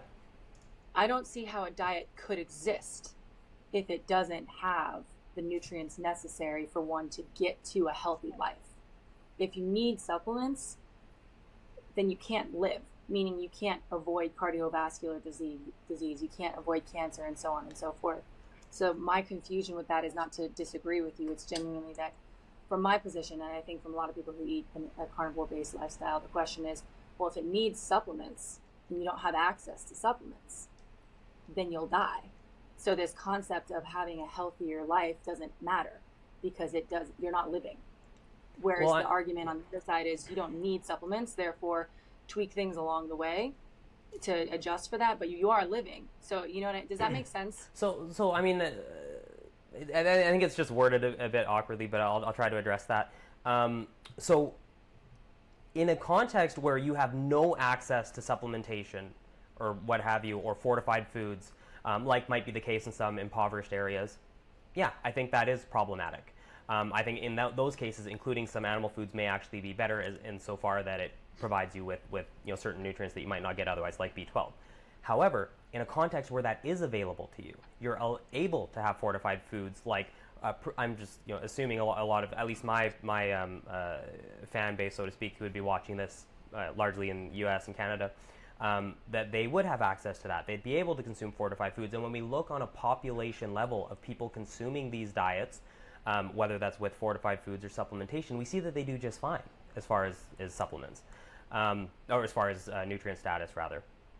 So I don't see why that matters. In fact, even Anthony had agreed earlier that some people may need to supplement folate, for example, or at least worry about their intake and focus on specific foods for that if they have MTHFR variation or something, right? Like so there are cases on either side where that is something to be concerned about, but I don't see how that has bearing on health outcomes, provided that you have access to it. Like B12, look, I pay $14 a year for my supplement. It's a once weekly high dose. Easy. It really doesn't have to be that much. Right. Okay. And so, I want to be conscious of Dr. Chaffee's yeah. meeting coming up. So how much time do you have, by the way, Dr. Chaffee? Oh yeah, you have a meeting. It's okay. We can try and get going. That's okay. I'll figure it out. Well, it's cool. I also I gotta get up at it's 5 tomorrow, and it's gonna be 10 here soon. Which I don't mind doing this until 1 in the morning. It's not an issue. I just am like, it's cool if we But what I do think is it is interesting for me, and all of this can be edited too, by the way. So I'll probably edit out some of these parts, but just to keep my parts going in, but just to keep the conversation flowing. It's interesting that, I guess the question I would have, Dr. Nagra, is: do you feel that based off of what you just expressed, is the diet that you're eating a vegan diet for those that are of the means, or is it for all of humanity? You know what I mean? Like, is it for everyone, or is it for those that have the means? I don't think any diet is necessarily for. I don't think every carnivore diet is for everyone either. I mean, there are people who live in places that literally rely on more plant foods and what they could grow locally. There's populations. I think I've seen you, Anthony, mention this. People in Papua New Guinea who live on sweet potatoes largely, or So I don't think you can say that about any diet. And do very well. Yeah, exactly. And so that's the thing is I don't think you can say that, but that's not necessarily who we're reaching here, right? I try to speak to those who we are reaching, those who have the choice. I think there's a major issue with the food system in that there are food deserts. There are issues with pricing of generally healthier foods, and I would throw these plant foods as well as some animal products into that ballpark over things like Oreo cookies and sugar sweetened beverages. And so there needs to be a food system shift to help subsidize healthier foods. Of course, my position on that would be more of the fruits and veggies and whatnot. We might have disagreements there, but I think that we would hopefully agree that there needs to be a larger shift at a higher level than just telling people what to eat, because not everybody has the means to do either of what we're recommending here. Yeah. And hopefully that's a point of common ground. Yeah. Yeah, no, I agree with that. And look, I don't think that we're Dr. Baker said that he thinks that humans are really facultative carnivores, that we can eat an omnivorous diet, but we do well or better, with more meat. It is very true that people for a long time have done very well and had long, good, healthy lives eating a mixed diet, and that's fine, especially in areas that you don't have access to these other sort of things. I mean, that's really what is thought, that we did start switching over to plant foods, post-agricultural revolution, or because during the agricultural revolution, is because megafauna died out for one reason or another, and we didn't really have access to these things. Some places did, like the Native Americans in North America. They like the Plains Indians, they just ate buffalo. There's 100 million people that were supported on that sort of hunter-gatherer, but really hunter lifestyle. There was a study too that showed that they were in the 1800s, they were the largest or tallest population on Earth.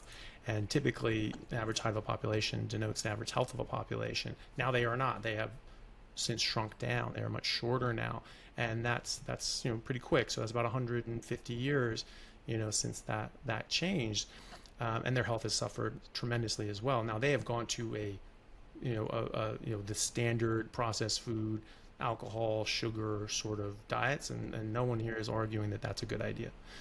But it is just to say that they ate predominantly meat and did very, very well. There are other places that ate a mixture and did very, very well. There's other places like Papua New Guinea that ate a lot of plants, a lot of these yam, like 60 different kinds of yams. Do very well. And they eliminate, there's commonalities there, and Dr. Kenobi thinks that that's the commonality there, is that they've reduced their omega-6 down to 1 to 2%, and all these different populations that are all doing pretty well, very lean and healthy and low rates of disease, they all have that 1 to 2% omega-6 ratio. So it's an interesting theory, but there is commonality here, in a lot of diets. The reason that I made the video, and this may be a good segue onto this, and might for time's sake maybe do this part, and touch on some other things if you guys want, but really just go on the reason I did the video, Plants Are Trying to Kill You, and the reason I called it that was to call attention. It's a funny anecdote of when I was in, but it's also just a funny anecdote from when I was in college, and it's something that resonated with me. I've said before, I don't think that plants have something out against us and they want to get us.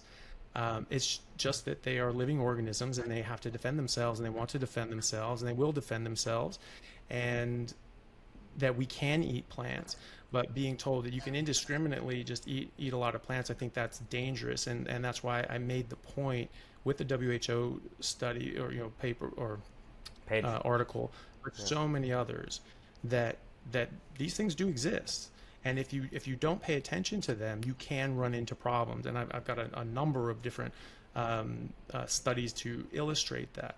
One of your critiques with Simon was that I ignored the fact that the WHO said, well, with a well-balanced, well-established diet, that you don't really see these things in dangerous numbers.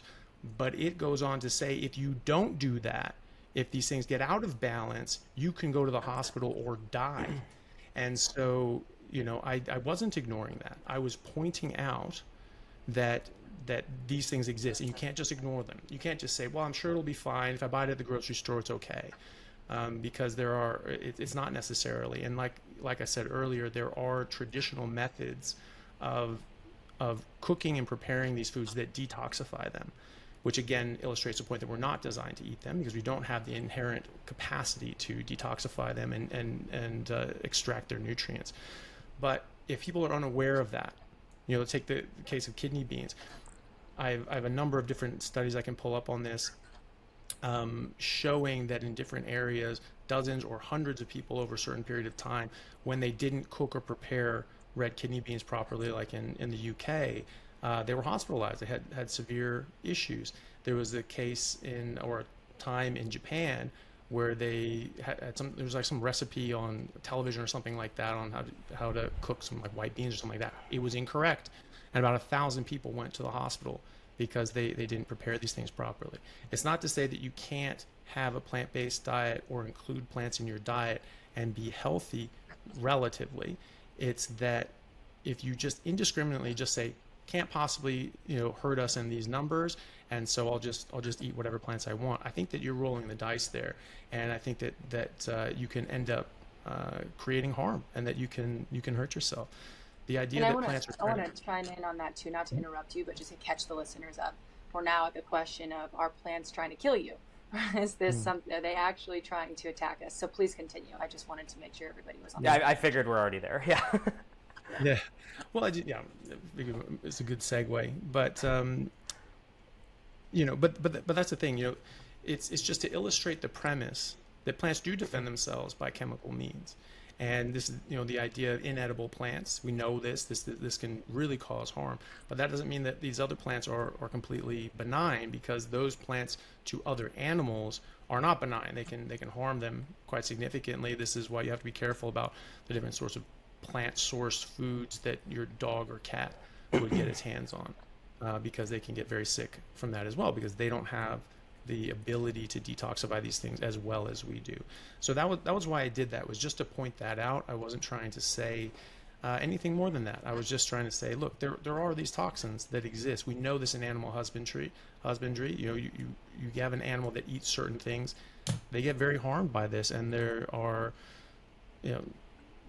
multiple resources showing that. I can go through some if you want. I can also. I'm assuming the WHO and the New Zealand, like those. WHO, but many others as well. Let me see here. Yeah, go ahead. I'll go through some of the ones because we wanted to you wanted to see some of the ones that I was referencing, so I want to bring those up as well. Yeah, if they're the ones that are linked on your video, I've seen them, but up to you. Should we do this quick where you made your position about the plants, and then maybe Dr. Nagra, you share your position on that, and then we go back to what you wanted to share, Dr. Chaffee? Sure. Yeah. So I'm just going to share the whole screen here. Yeah, go ahead. Let's bring that up. So this was something on animal proteins versus plant proteins, so essential amino acids. Animal proteins supply essential amino acids more effectively than plant proteins due to their amino acid composition and high digestibility. Two or more plant proteins can be consumed together. No. What I was saying was I'm going back to show you all the different things that I had referenced because you had asked me to. So I'm just going to go through those real quick. Okay. Yeah. Can be consumed together to provide amino acid adequacy, but low digestibility remains a major problem with substantial impacts on human health and development, particularly for infants and young children.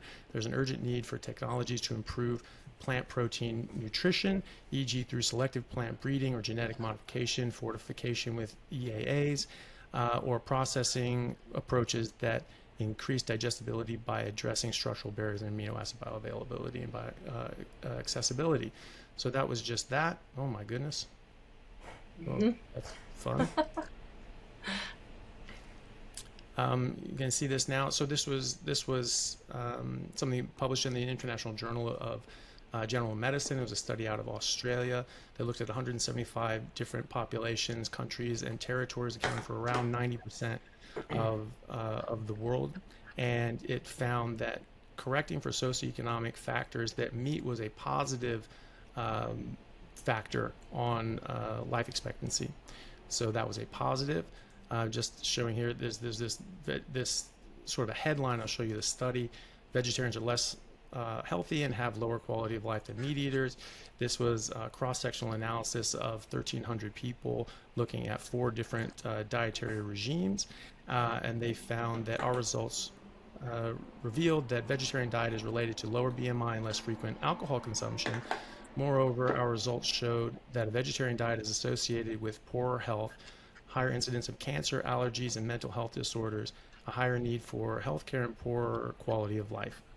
So that's just to illustrate, again, no, there are no perfect studies. That is just to illustrate the fact that there is contention in the literature as well. I'll try and bring up the.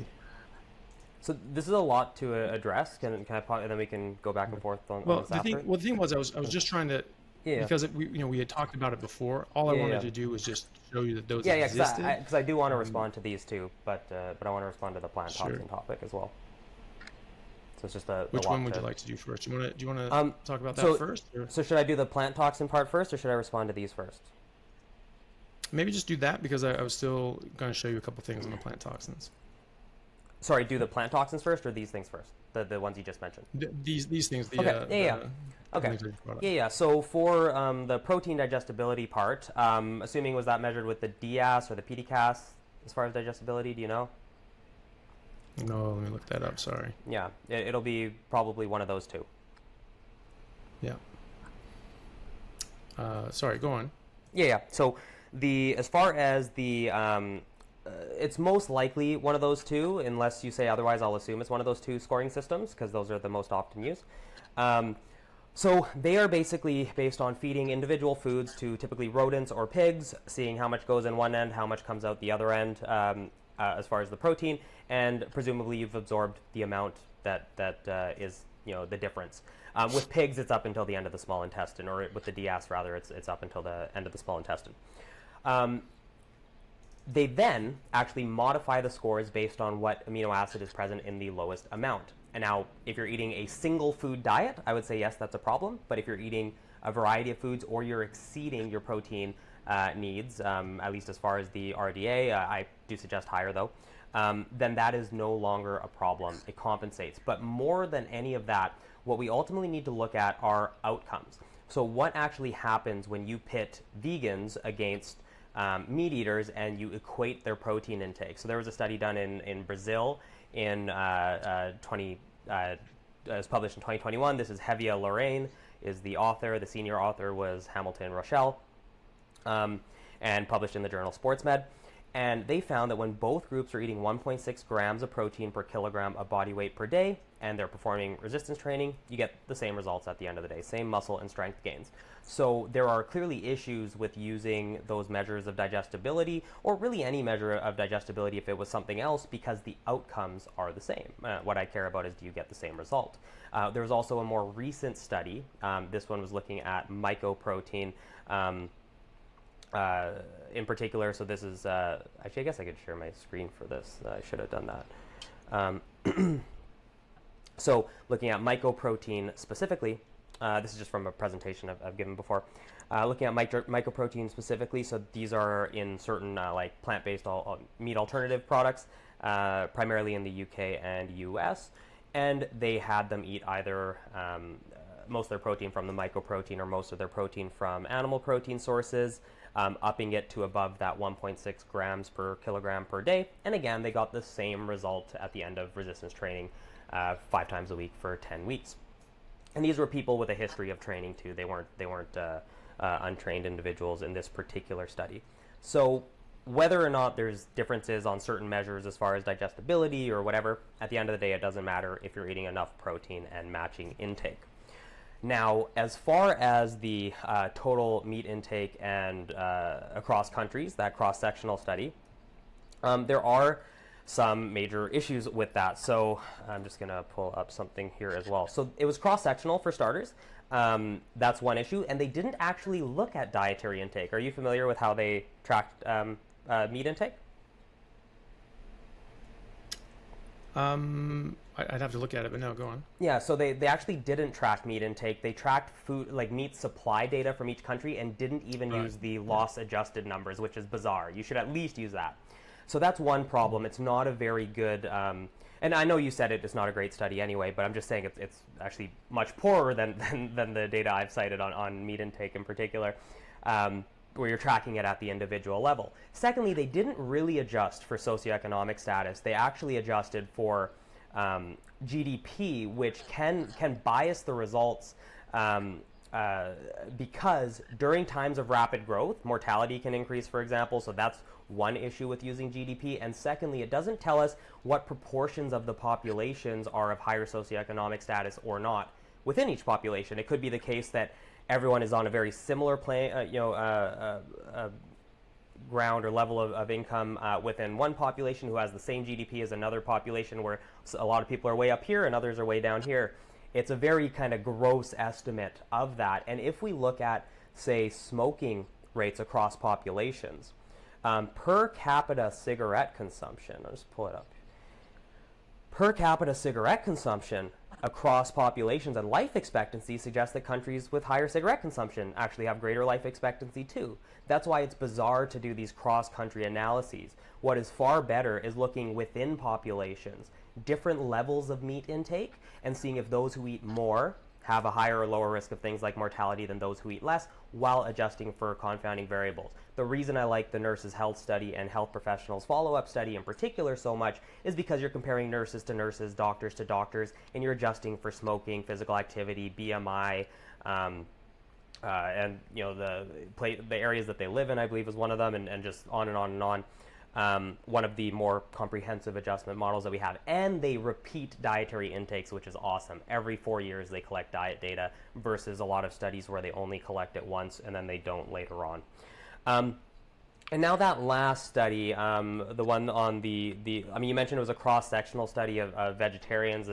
Again, cross-sectional is definitely much lower on the evidence hierarchy related to actually seeing a temporal component.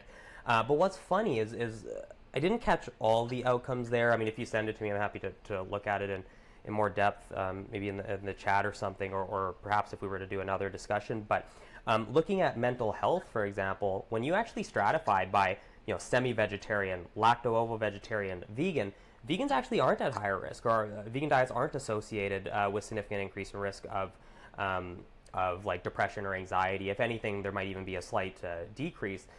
Where we see it is with the semi-vegetarians, which to me suggests that it may be a matter of motivation. Like it might be the case that people who are adopting a semi-veg diet might be doing it more for physique, for other markers that might be associated with disordered eating patterns and mental health concerns, and it's just really hard to tell based on that sort of cross-sectional data. So those would be my responses to those, and then if you want me to go into the plant toxin talk, I can, or if you want to bring up the rest of the stuff you were going to bring up, feel free. We're just kind of jumping around a little bit. Yeah, no, that's all right. So I'll just I'll just bring up a couple points, and then feel free to mention what you would like about that talk, and we can go from there. Let me see here.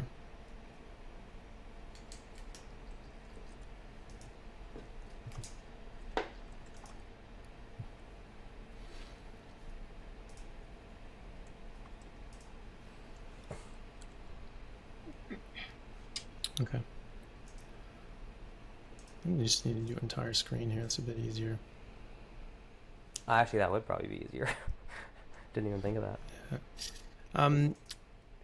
So I've taken out a number of these clips from various studies and various sources to illustrate different sorts of points of plant toxicity in the foods that we are eating. Can you provide the specific studies as well, just versus the clips? It's hard to see where that's from. Yeah, so they're all out of these two. Which one? Oh, anti-nutritional properties. Okay. And then the other one? There's a few. Okay. There's multiple. Yeah. So a survey of nutritional. Okay.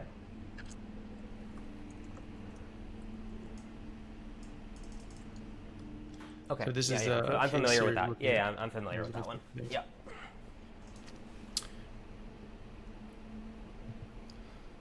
So this is the white kidney bean incident that I was discussing. So it was a TV program in 2006 where they're introducing a new diet and a staple food, and they found that viewers that tried to follow this, that 1,000 of them were actually poisoned, had acute intestinal symptoms, and 100 people were hospitalized. And they attribute that to the lectins in the white kidney beans were suspected to be the cause of the trouble. This is another, it's from a clip from another one that talks about the various different areas around the world where you have these poisonings, acute poisonings, 13 children that were hospitalized in Czech Republic from eating runner beans and French beans, and in Switzerland they had a number of these different plants that were the poisons from these plants were found to cause severe poisoning during that period of time, and it goes on. It mentions the Japanese study in China, 124 health incidents affecting 7,526 individuals related to fresh kidney beans were reported in a 9-year span. And Denmark goes on to discuss similar sorts of issues. So, and then there are a number of different studies on lectins. Oh, Jesus, I just closed my thing. I didn't want to do that. Where is that? Where'd it go? No, my thing's running slow as hell now too, just with everything. Yeah, my laptop fan's going cray. So, yeah, trying to keep up. Yeah. Gosh, where did it go? Well, anyway, well, let's just go to this then.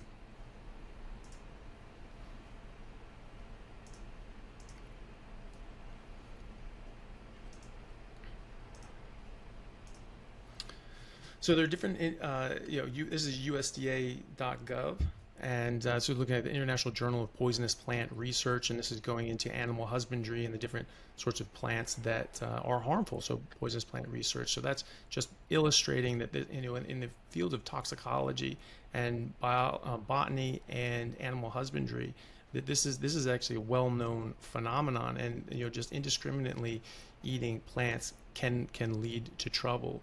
And so again, it's not that you can never eat plants, it's just that you need to know what you're doing, and you can't just indiscriminately do it and just say, well, all plants should be fine in the levels that we're eating it, because what levels are we eating it? Some people are eating it in doses that are not acceptable. A good example of that is oxalates. I know that you've spoken about oxalates before, but there are some pieces of information that suggest that as much as, or as little as, 5,000 grams of oxalates can be extremely detrimental to health. There's more often 10,000 to 15,000 milligrams. What do you mean by extremely detrimental, just so I'm clear? Oh, death. It caused death. So there's case studies where people died. In like dietary doses? Yeah. Like typical dietary doses? At that 5,000 milligrams. I mean, the thing is that you but how can't much just is in indiscriminately do that. Yeah. So in 100 milligrams of spinach, there's anywhere from 300 to 1,200 milligrams of oxalates. So yeah, I'm seeing 1/2 a cup of cooked or 1 cup raw, about 650 average. So I mean, you're talking about I don't think anyone's recommending that much spinach. That's an insane but that's amount. my point. Is that you do need to be clear. You have to draw a line. I think we agree that this is that you can't just indiscriminately eat plants, right? And you can't do that for anything. You can't do that for meat either, animal products either. But I don't think there's anything directly toxic in meat. Slow lories, blue crab frit, common quail, garter snake, American toad, Azaic toad, cane toad, Colorado river toad, common toad, Fowler's toad, poison and dart frog, Pacific newts. And toxins. Yeah, of course, blister beetle. And toxic skin and all that sort of stuff. Well, there's things that you can't just indiscriminately eat animals either, right? And we understand that. Look, you're right. And I'm not saying that. I'm not saying that you can eat any poisonous animal or toad or anything like that. Certainly not. But the meat that we buy in supermarkets, say, I don't know of any poisonous animal that's sold there. Switch. Yeah, and I can reply to that when you have the chance.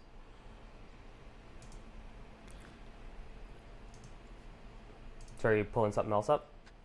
Yeah, so I'm pulling up. So this is the table of the different oxalate content in different plants, and so rhubarb and spinach obviously having high numbers of these sorts of things, but other things as well.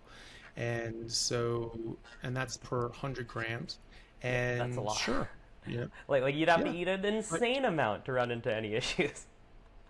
Sorry, as far as the issues that you've mentioned. Milligrams. Right. Yeah. Well, look, it happens, and there are case reports of people going to the hospital or dying. Of oxalate poisoning from spinach? Look, if they're consuming... That's another one, rhubarb, yeah. Well, if they're consuming that amount, then clearly they need, some education on that, and I would agree with that. Yeah, but, okay, so that's my point, is that you do need to tell people, hey, it's safe to eat to this point. Right now, no one's doing that. And I haven't heard anybody do that. And that's the purpose of making the plants are trying to kill you thing, is to point out that these things have something in there. Not that you can never include them in your diet, but that you do need to be aware there is an upper limit there, and that you can be harmed if you exceed it. So but then are you accepting that let's say someone's eating, a cup of spinach, they're having, some properly cooked beans and so on in a day, that can actually be a really healthy option based on the health outcome data we have, of course, right? That seems like it's what you're saying, right? Well, I think it can be, you can have it in in a more safe way if it's under a certain threshold. And depending on where you go and you look at that, different sources say that you want to stay below 100 to 150 milligrams per day. And, you know, with the 100, 150 with the milligrams of sorry, what? 100, 150 milligrams of what? oxalates Of oxalate? But you said of it was like oxalate per day 5,000 plus or 50,000 plus or something. is the fatal dose. Yeah. Dose, So, yeah. but do you have Yeah, but evidence you of can harm get harm long before it's a fatal dose, right? But do you have evidence of harm at that 100, 150 milligrams a day? Yeah, so there are, well, there's just a number of different sources, and that's their arbitrary line that they're saying 100 to 150, and then after that, if you're doing that perpetually, Well, that you can you bring show that though, about right? That's my question is, can you actually show that that's the case? Like, can you provide some evidence showing that actually leads to worse outcomes? Not just someone saying so, but like that actually leads to a worse outcome. Well, there's studies looking at kidney stones and nephrotoxicity And above yeah, that can you level. bring those up at that level, particularly with adequate calcium intake? Because I've seen it in cases where calcium intake is in the gutter, but above, like we look at the Nurses' Health study, above about 500 milligrams of, or was it 5 or maybe 700 milligrams of calcium a day, oxalates were not associated with kidney stone risk. Yeah, no, so I agree with you there, Yeah. that if you add in adequate calcium, that can temper that. But it is just to illustrate that these things can cause harm. There are also studies that illustrate that if you Like, can you supplement can you just with- show that? But before we keep going, can you actually just show the studies? I've never seen something at that low of an intake suggesting that it causes stones or nephrotoxicity in humans. Yeah, 1 second. I also think that I was gonna say. Meanwhile, while you're looking it up, I can respond to some of the lectin stuff, perhaps, or whatever. Yeah, I was going to say, for the sake of time, why don't we do this? Why don't Dr. Chaffee, you pull those up, and then Dr. Nagra, you respond, absolutely, and then we'll wrap it up after that. Yeah, and Anthony, can you just unshare so I can share in the meantime while you're looking that up? Yeah. Okay. So just talking about this idea of lectins and plant toxins and so on. Obviously, I listed off there are poisonous animals, and if you want to talk about the ones that we see in the grocery store, I'll get there in a second. But if we look at the heat processing of red kidney beans, which are typically very concentrated with hemagglutinin, which is one of the lectins that can be toxic, if you soak them and then boil them for as little as 15 minutes, the lectins are then undetectable. If you cook them at 80 degrees Celsius for longer, I mean that's way lower temperature and longer than you would typically do. You can also achieve that. Or if you look at pressure cooking for just 45 minutes, which again is very typical, you abolish lectin levels. Now, I've seen that study, 50 incidents in the UK between 76 and 89. So over 13 years, there were 50 suspected cases. None of them were confirmed. None of them led to death. Some of them were confirmed. Not all of them were confirmed, and none of them led to death. But if we look at things that can happen if you don't properly prepare meat, keeping in mind that with lectins it is an issue of not properly preparing them. If you don't properly prepare meat, if people aren't informed of cooking the internal temperature of chicken, for example, up to a certain point, it can lead to salmonella. And in fact, if we estimate as we look at the total rate of salmonella cases in the U.S. annually, it's 1.35 million infections, 26,500 hospitalizations, and 420 deaths per year. Remember, 50 suspected cases in the UK over 13 years of lectin poisoning. Far more cases of salmonella. And if we look at specifically what would be attributable to white meat, chicken and turkey, it's about 23% of that. So we're looking at over 300,000 infections and about 100 deaths because of that. If we look at the epidemiology of the E. coli outbreaks in the US over a couple decades, we see that the food vehicle for 41% of them was ground beef. And so again, if you don't prepare that properly, it can lead to illness, and this is something that you would buy in the grocery store. And it's not even just about not preparing them properly and then eating them. It could be the case that you didn't store it properly, you didn't clean the counter properly, you mixed it with other things in the sink, and it contaminates that and eventually infects you, and it can be very dangerous, it can be fatal. So and I agree that people need to cook legumes properly. I think we're both on the same page there. And when they do, we see that higher legume intake is associated with a lower risk of cardiovascular disease, a lower risk of all-cause mortality. And as I pointed out earlier, when we substitute meat specifically with legumes, we see improvements in coronary heart disease risk. These are, again, the outcomes I care about. So yes, we need to let people know how to cook legumes properly. Presumably, a lot of people are doing it right based on this evidence, seeing that they have better long-term health outcomes. But in those odd cases where someone doesn't do it right, just like in those odd cases where someone, actually not so odd, presumably common cases where someone doesn't cook their chicken right or doesn't prepare their beef correctly, yeah, they need to be educated on it and make sure that they avoid the issues that can come along with it. So I don't see this as being much of an issue other than those minute cases where, yeah, a bit of education is warranted. And this is something I'd actually like to see some more kind of food education even in schools at a young age. I think it'd be really great. And I think we're starting to see a shift that way a little bit. But yeah, I just don't see it as a big concern. I mean, I'm of Indian background, and I can tell you that Indians know how to cook legumes. They've been doing it for a long time. But it doesn't mean that there aren't odd cases where people are under preparing them. Yeah. So the point of that is that if you aren't aware, you can get into trouble. And so the denial of plant toxins, which doesn't sound like you are. It sounds like you are saying that you agree there are toxic elements in plants that you need to specifically prepare in order to temper that or to eradicate that. Is that right? Yeah, so I would say that there are, but I don't think it's as difficult or needs to really be quote unquote specially prepared in a certain way. It seems to be pretty common knowledge outside of specific cases where you see these happen once in a while. But again, the same thing applies to meats as far as not preparing them properly. Yeah, but understanding that though, and it is passed down. Of course, it is. I was told by my mom that if a potato goes green, you can't eat it; it's bad. Or if it grows a root, you can't eat it; it's bad. But people who don't get told that or not told why that is, they can get hurt. Yeah, but it seems like you agree also that it is the same with meat, right? It needs to be properly prepared as well. You need to handle it appropriately. You can't have it sitting out on the counters, etc. Right? Well, certainly it's a food handling issue, and E. coli is a food handling issue. Obviously, that's an enteric bacteria. That's not inherent in the meat. That's coming from someone who didn't wash their hands. But if you buy it in the grocery store, there is a good chance of it being there if you don't properly prepare the food, right? That's what we were talking about. You're saying if people are just going into the grocery store buying plants, they need to know how to properly prepare it. The same would go for meat, would it not? The exact same risk comes from having produce that people are handling and meat that people are handling. The difference that meat, but it's more common in meat, packaged form, and it's more common. It's not actually. Well, no. So 41% of the 41%. Far more common. I just presented data. I just presented data on E. coli infections. 41% of the outbreaks in the U.S. over a 20-year period, at least from 82 to 2002, were due to ground beef.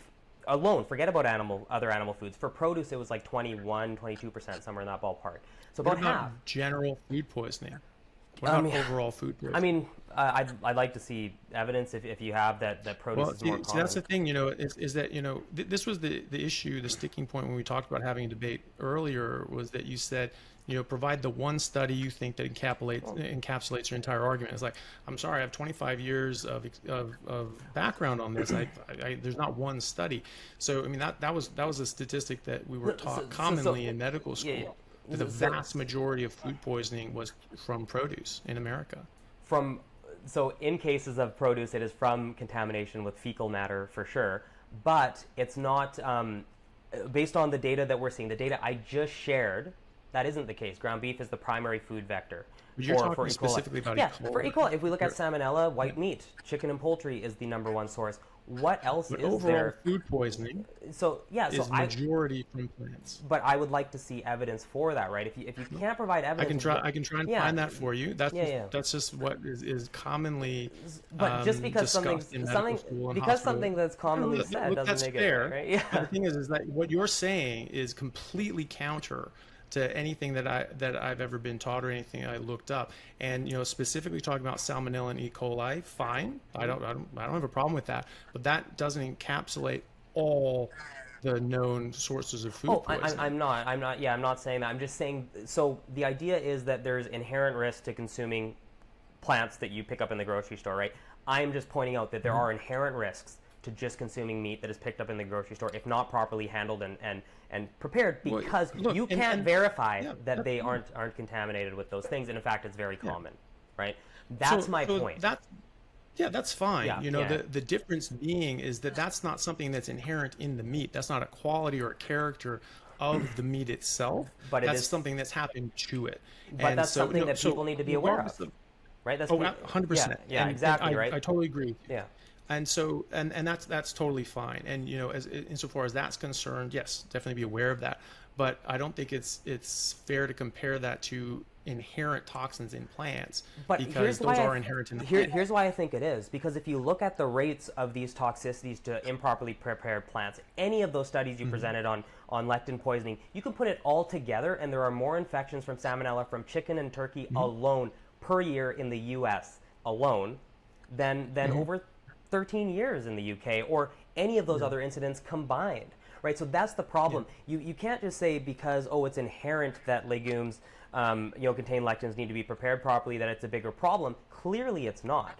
Clearly didn't say more, that. well, just putting it out there that it is clearly a bigger issue, affects more people as far as, consuming just poultry alone and just considering salmonella. Forget about everything else.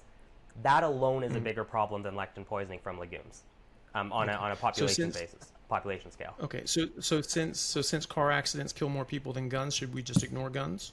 No, I'm not saying that. I already acknowledge that we should prepare legumes properly and educate people on how to prepare legumes properly. I'm saying that the same, and in fact a stronger critique can be made with regard to animal products and making sure people are preparing them correctly. I think that's a bigger issue. Both need to, both need education, and I agree. I think we agree on that. But I'm just It's saying not that, one or the other. yeah, exactly. It's not one or the other. I would agree. Yeah, Right. I would agree. So, Yeah. So just because there's another issue that may harm more people, that doesn't mean that this isn't harming people and we should just ignore it. And the entire purpose of that talk was just to bring this awareness to people. It was not to say that this is the #1 killer in America. It was just to say this is a thing and you should be aware of it. That was it. And so, but wasn't also, and this might have just been kind of undertone that I took from it, and you can correct me, but it seems like it was also to promote this idea of not eating plants, or at least shifting towards animal products, whereas when you look at the actual long-term health outcomes, switching those animal products, the meats, for plant protein sources is beneficial, as I've repeated, looking at the data we have on the topic. So if something has this much net benefit, and there's a little bit of harm that can be mitigated with education, shouldn't we be aiming for that max benefit with some education to prevent these cases, versus looking at something that actually doesn't seem to provide that benefit for cardiovascular disease, at least in the data that we've looked at, cancers and so on, while also contributing to issues if not prepared properly, handled properly, stored properly? That's the issue that I would take with it. Well, as Richard Feynman says, it doesn't matter how brilliant your theory is, and it doesn't matter how smart you are. If it doesn't agree with experiment, it's wrong. And we don't have experimental studies on this, but when we experiment as clinicians on the ground and we see hundreds and hundreds of patients have the exact opposite outcomes as predicted by these studies, you have to question whether or not these are right or wrong. And that's why I am questioning them, and that's why I'm going back to other sources of information and evidence to say, okay, what are we fundamentally and biologically? One study that I'm sure you want to talk about as well to critique me on is the study looking at the physique and health of the African tribes of Maasai and the Akikuyu. And this is something that people have tried to critique me on, but I don't think they've actually read the study.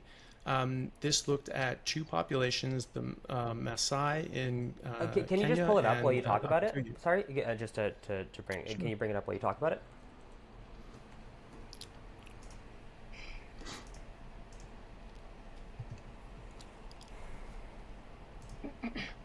Okay, guys, and I think after this one we should. I definitely want to comment on it as well, but that's fine. Sure. Let's keep. So Let's this close is- in this 5. is- Yeah, so this is the studies and physique of two African tribes. So this looked at the Akikuyu and the Maasai who Oh. live next to each other. That's not the And study. they, That's just the summary. Yeah, I know, because Oh, this okay. is, I want to show a part of it. Okay. Okay. Okay. This is the study.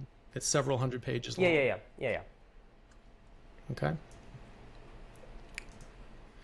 So this looked at two African populations, the Maasai and the Akikuyu, who are genetically similar because they interbreed, but they also have very, very different nutritional components to their diet. So the Akikuyu are largely vegetarian. They eat some meat, but largely cereals and grains, and the women would eat more greens. And the Maasai would eat quite a lot of milk and meat and blood, especially the hunter class, the warrior class. And they found a lot of physical disparities between the two. So physical measurements of the full-grown Maasai male belonging to the carnivorous tribe to be on average 5 inches taller and 23 pounds heavier than the full-grown male Akikuyu, very similar to the differences in the what's seen pre and post agriculture. Um, and as far as muscular strength, they're determined by diameter to be 50% stronger in the male Maasai versus Akikuyu. And in fact, the Akikuyu males were only slightly stronger than the female Akikuyu and were equivalent to the female Maasai. They also had marked differences such as greater incidence of bone deformities, dental caries, anemia, pulmonary conditions, tropical ulcers among the vegetarian tribes. They talk about the prevalence of intestinal stasis, so constipation, and they also mention rheumatoid arthritis. But if you actually look at the data when they look at the hospitals, rheumatism was small, but arthritis was higher. But they said that this was at a mixed hospital with a mixed population. They couldn't actually say that these were Maasai or if this was a mixed population of people from the city as well. So that's comparing a whole food plant-based diet, a whole food meat-based diet, and you're seeing quite significant differences in their development. There's also differences in their overall health. Now, this is saying good, fair, bad, very bad, all that sort of stuff.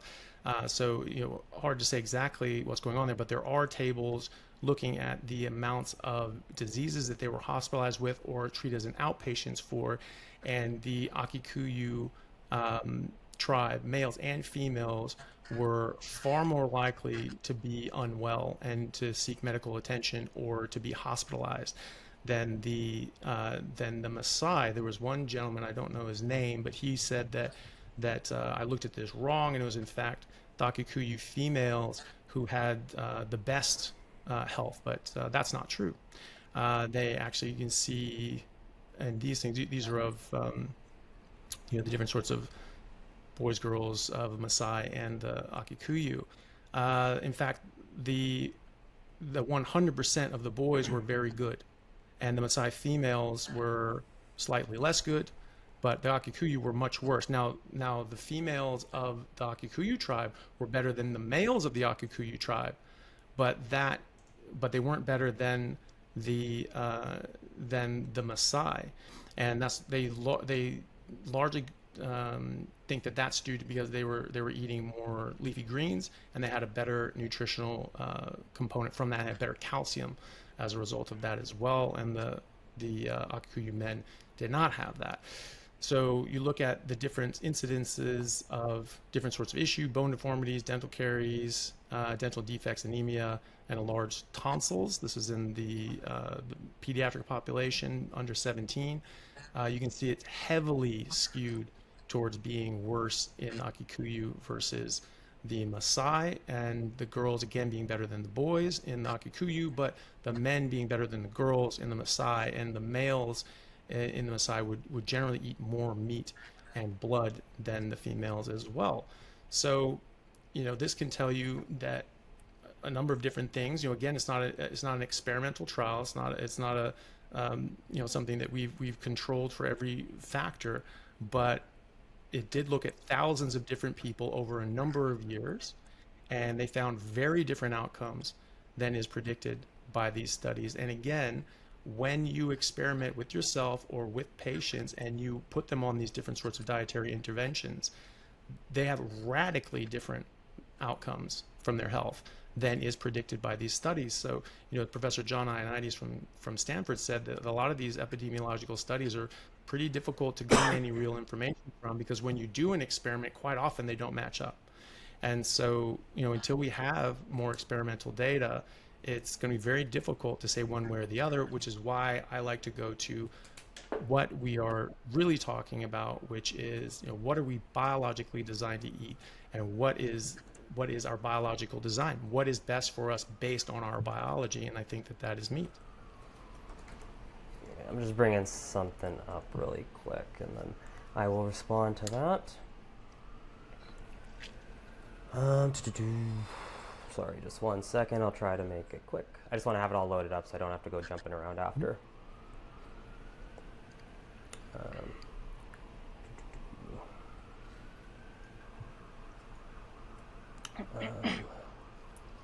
Sorry, it's taking a sec.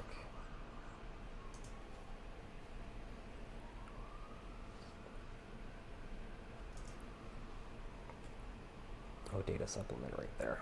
Perfect. So it's just loading up what I'm loading, and then I can share my screen.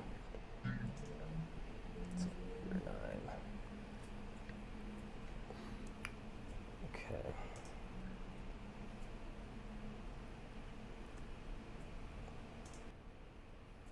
All right, so I'll just kind of start talking about that one as I'm scrolling down to what I wanted to show. Unless I'm almost there. Perfect. I just got there. Okay. So, yeah, going back to that study you just mentioned. Now, for starters, I think there's sort of a lack of relevance to really our discussion here, in that the diet that they were on was pretty well exclusively, it was 85% corn, millet, and sweet potatoes. It's not the diet I'm advocating for. Their calcium intake was in the gutter, again, not the sort of diet I'm advocating for. So it doesn't actually tell us about a more well-rounded plant-based diet that's, including, say, calcium-fortified foods that's higher in protein and fat, which is what I would ultimately suggest people follow. At the same time, you did mention that, or I should mention here that they write in the paper that at present stage we do not feel justified in attempting a detailed discussion of the results obtained or in attempting to draw definite conclusions therefrom. And that's largely because, as you said, this is not of the highest quality. It's they're looking at hospital records in certain areas. There were more hospitals in the area of the other tribe versus the Maasai tribe, and like you said, it's not clear how many people were attending the hospital, or how many Maasai specifically were attending the hospital available to them. It could go either way. Maybe RA, rheumatoid arthritis rates were actually higher in the Maasai. We don't know. They also do mention that while I'll just point out that they did actually go from tribe to tribe. And, they did, and the rates were about the same. Yeah, and the rates were about the same as what they noted in the hospital. So even then, like, it suggests that it is probably differences, but yeah. But more like it's not an earth-shattering difference, right? It was minor differences. Yeah. And they also say that although there has been a good deal of intermarriage between the two tribes, they were originally of different stock, and we have no information as to whether or to what extent the differences in stature and physique may be inherited. So we also don't know for sure. Again, I'm not advocating for this very low protein, low calcium diet anyway, but even so, we can't say for sure that it's not genetic because of the interbreeding. We don't know exactly to what extent that was. Now, what they didn't really touch on here was some of those outcomes that we've been discussing this entire time, things like cardiovascular disease. And so have you looked at data on cardiovascular disease in the Maasai? So, I mean, cardiovascular disease at that time was really a non-entity. Wait, so like you're saying it didn't exist at that time? No, I'm not saying it didn't exist. Or like very, very rare? Yeah, well, and potentially in that population, it wasn't that common either. In America, it started becoming one of the #1 killers at that time. But 20 years before that was the very first autopsy that proved myocardial infarction. So I want to pause this before we go into this. We do have to wrap up. Yeah. I just want to finish my commentary on this specific issue. It's just a couple things. Let's finish that though, because at this point it's 2.5 hours, and we have to make people listen. Yeah. All right, Okay, fair enough. We do have to make sure people I have listen. two things I think here that I want to share. Yeah, just two things I want to share that are in response to what we've been talking about. So just so I'm clear, when you say that it was rare, obviously myocardial infarction, not recorded necessarily for that long, but do you mean like they didn't develop signs of cardiovascular disease, atherosclerosis, anything? So, just go, well, I don't know about that at that time. I mean, certainly now they would. I mean, they've been more incorporated Okay. into Western society. So yeah. And So before sorry. 1910 or 1907, there were no documented cases of myocardial infarction death in America. Okay. It was completely unheard of. In fact, that wasn't even believed that that was a cause of death at that time. Okay. So I'd like to just share a little bit here. So, atherosclerosis has been characterized in the Maasai. So this is back from the 70s, looking at atherosclerotic plaque development on autopsies of Maasai warriors. And we see that with age, so we get into like 40s here and up to, sorry, what's happening? My browser said something weird. Anyways, I will just, whatever. It's on the Riverside app, some stuff popped up. But we see that atherosclerosis does develop into the 40s, 50s, 60s, and actually matches roughly the amount that we see in U.S. men ages 60 to 69. Audio so it is present. It was registered. present. This is half a century ago. If we look at Yeah, but that's half a century after this study was. Yeah, and I'm not aware. Like, are you aware of actual detailed characterization of like arteries on say so that was my point, is that all the different health outcomes that they looked at, that wasn't one that they considered, which suggests that it wasn't a major outcome. Well, so it might not have been a cause of death if they weren't living all that long. There wasn't data on life expectancy in the paper you shared, but I just want to go through a few more things because, like Lauren said, we are strapped for time. We can look at 16th century Greenland Inuit mummies, and we see that in this sample, 500 or so years ago, there was evidence of atherosclerosis. Now they only looked at the 4 mummies that were available to them, and 3 of them had pretty extensive atherosclerosis. And if we look at life expectancy amongst the Inuit, even after considering child mortality, they live significantly less than other Canadians currently.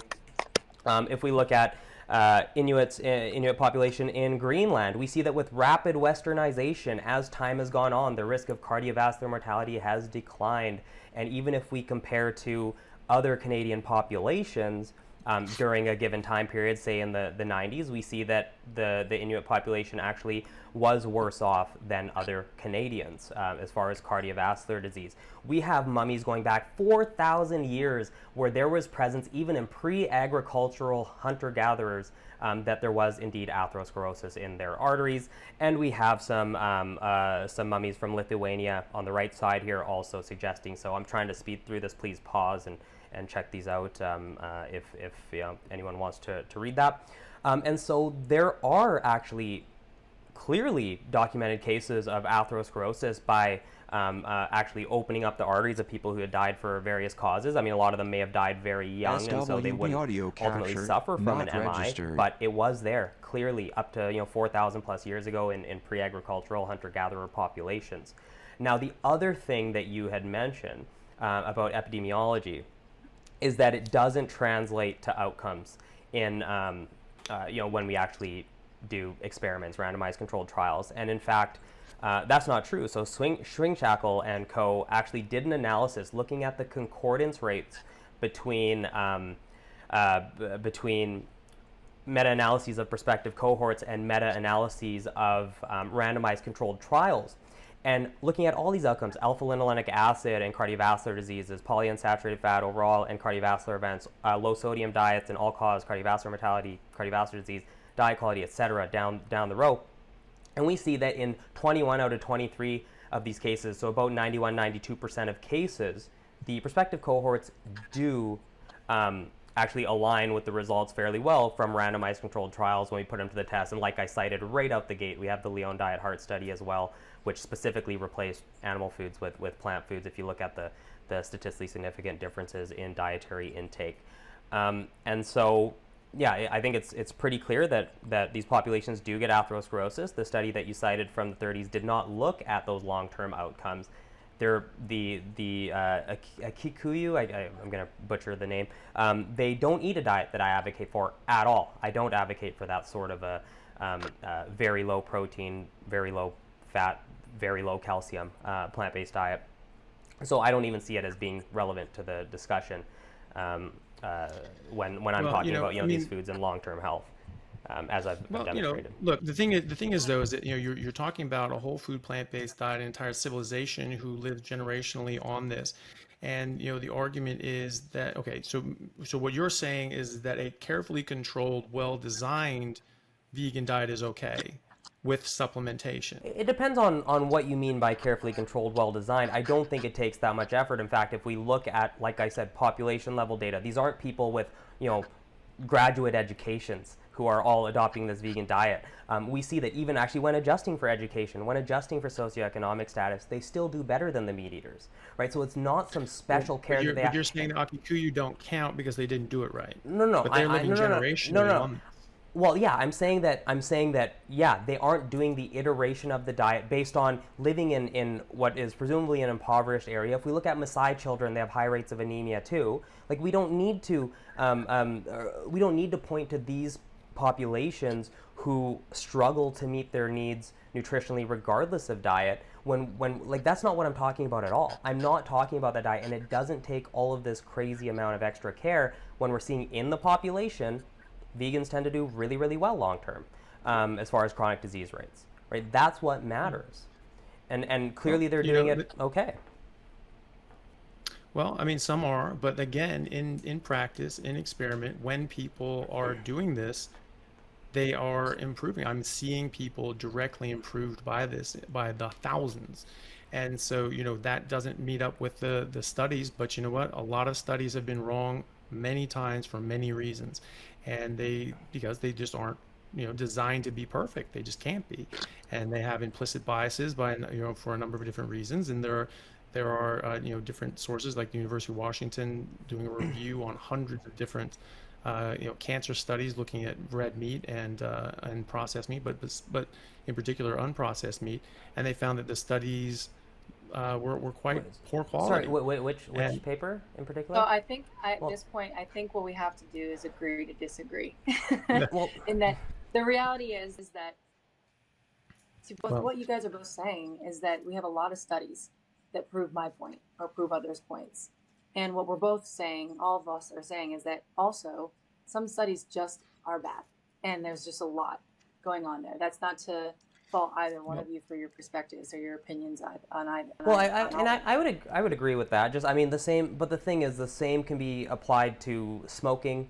We can look at there are studies that suggest it is associated with a lower risk of lung cancer. But what we do is we dive into the methods. Anthony himself, agreed that that is the case, and we point out why one study is necessarily better than another. That's what I would do here, and Well, I don't think that's been done on so my side. And in fact, it's if I had like let's say I had a bunch of clients I was working with, obviously this isn't true, but I was having them smoke and they were losing weight, they were reducing their anxiety, they had some mental clarity, so to speak. Would I be promoting that as a healthy diet? And I'm not, or a healthy thing to do. I'm not saying that that's equivalent. I'm just saying that these anecdotes, we're not following people for 50 years. You haven't been in practice that long, neither have I. So when we the look at factor these that's we long term, should, missing, well, you but know, the when we look, factor yeah, that's yeah, missing but I'm saying we the haven't factor done that's that. missing across the board is time. We haven't had, and we also don't have isolated incidents with just vegan, with just carnivore, without processed foods. It does not exist. And so to Sorry, have that, but we do. We have studies not evaluating necessarily that. But we have studies for the evaluating last that. 100 years, A no, we hun- I don't. mean, we have 20, 30, 40-year follow-ups in lifelong vegans, a large chunk of the Right, but AHS we don't cohort. have that to compare in a lot of ways with carnivore and other things. So the comparison between the two, if you're going to argue, is yes, the studies are inherently flawed, and also the intentions behind those who are putting on the studies could be flawed. And then also the factors of processed food coming in is a huge factor. We can't control for that. But we Plus, can. Like I pointed that out. We have but we substitution haven't. analyses where But you we look at haven't. so what I SWB audio ultimately the capture point I was making not is that even in the registered. context of this so-called standard American diet, if you replace just some of the red meat with just some of the plant protein and the rest is kept equal, as far as lifestyle and diet, we see improvements, right? So what is ultimately being suggested here is that, oh yeah, these swaps in the context of a less healthy diet, you swap meat for plants is beneficial, but all of a sudden if you go to all meat, it's beneficial versus that swap slightly towards more plants, it doesn't make any sense. That you're talking about a curve that goes like this or something, or actually the other way.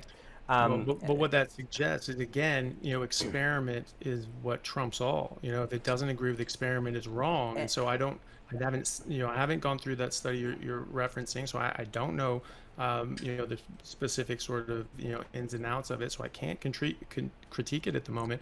But what I can tell you is that if you are doing something and it gets the exact opposite results of what any study suggests, then that study is wrong, or there's some sort of flaw in it. If I put people on smoking, but if I told people to start smoking and they lost weight, they felt better, they had mental clarity, is that a good thing?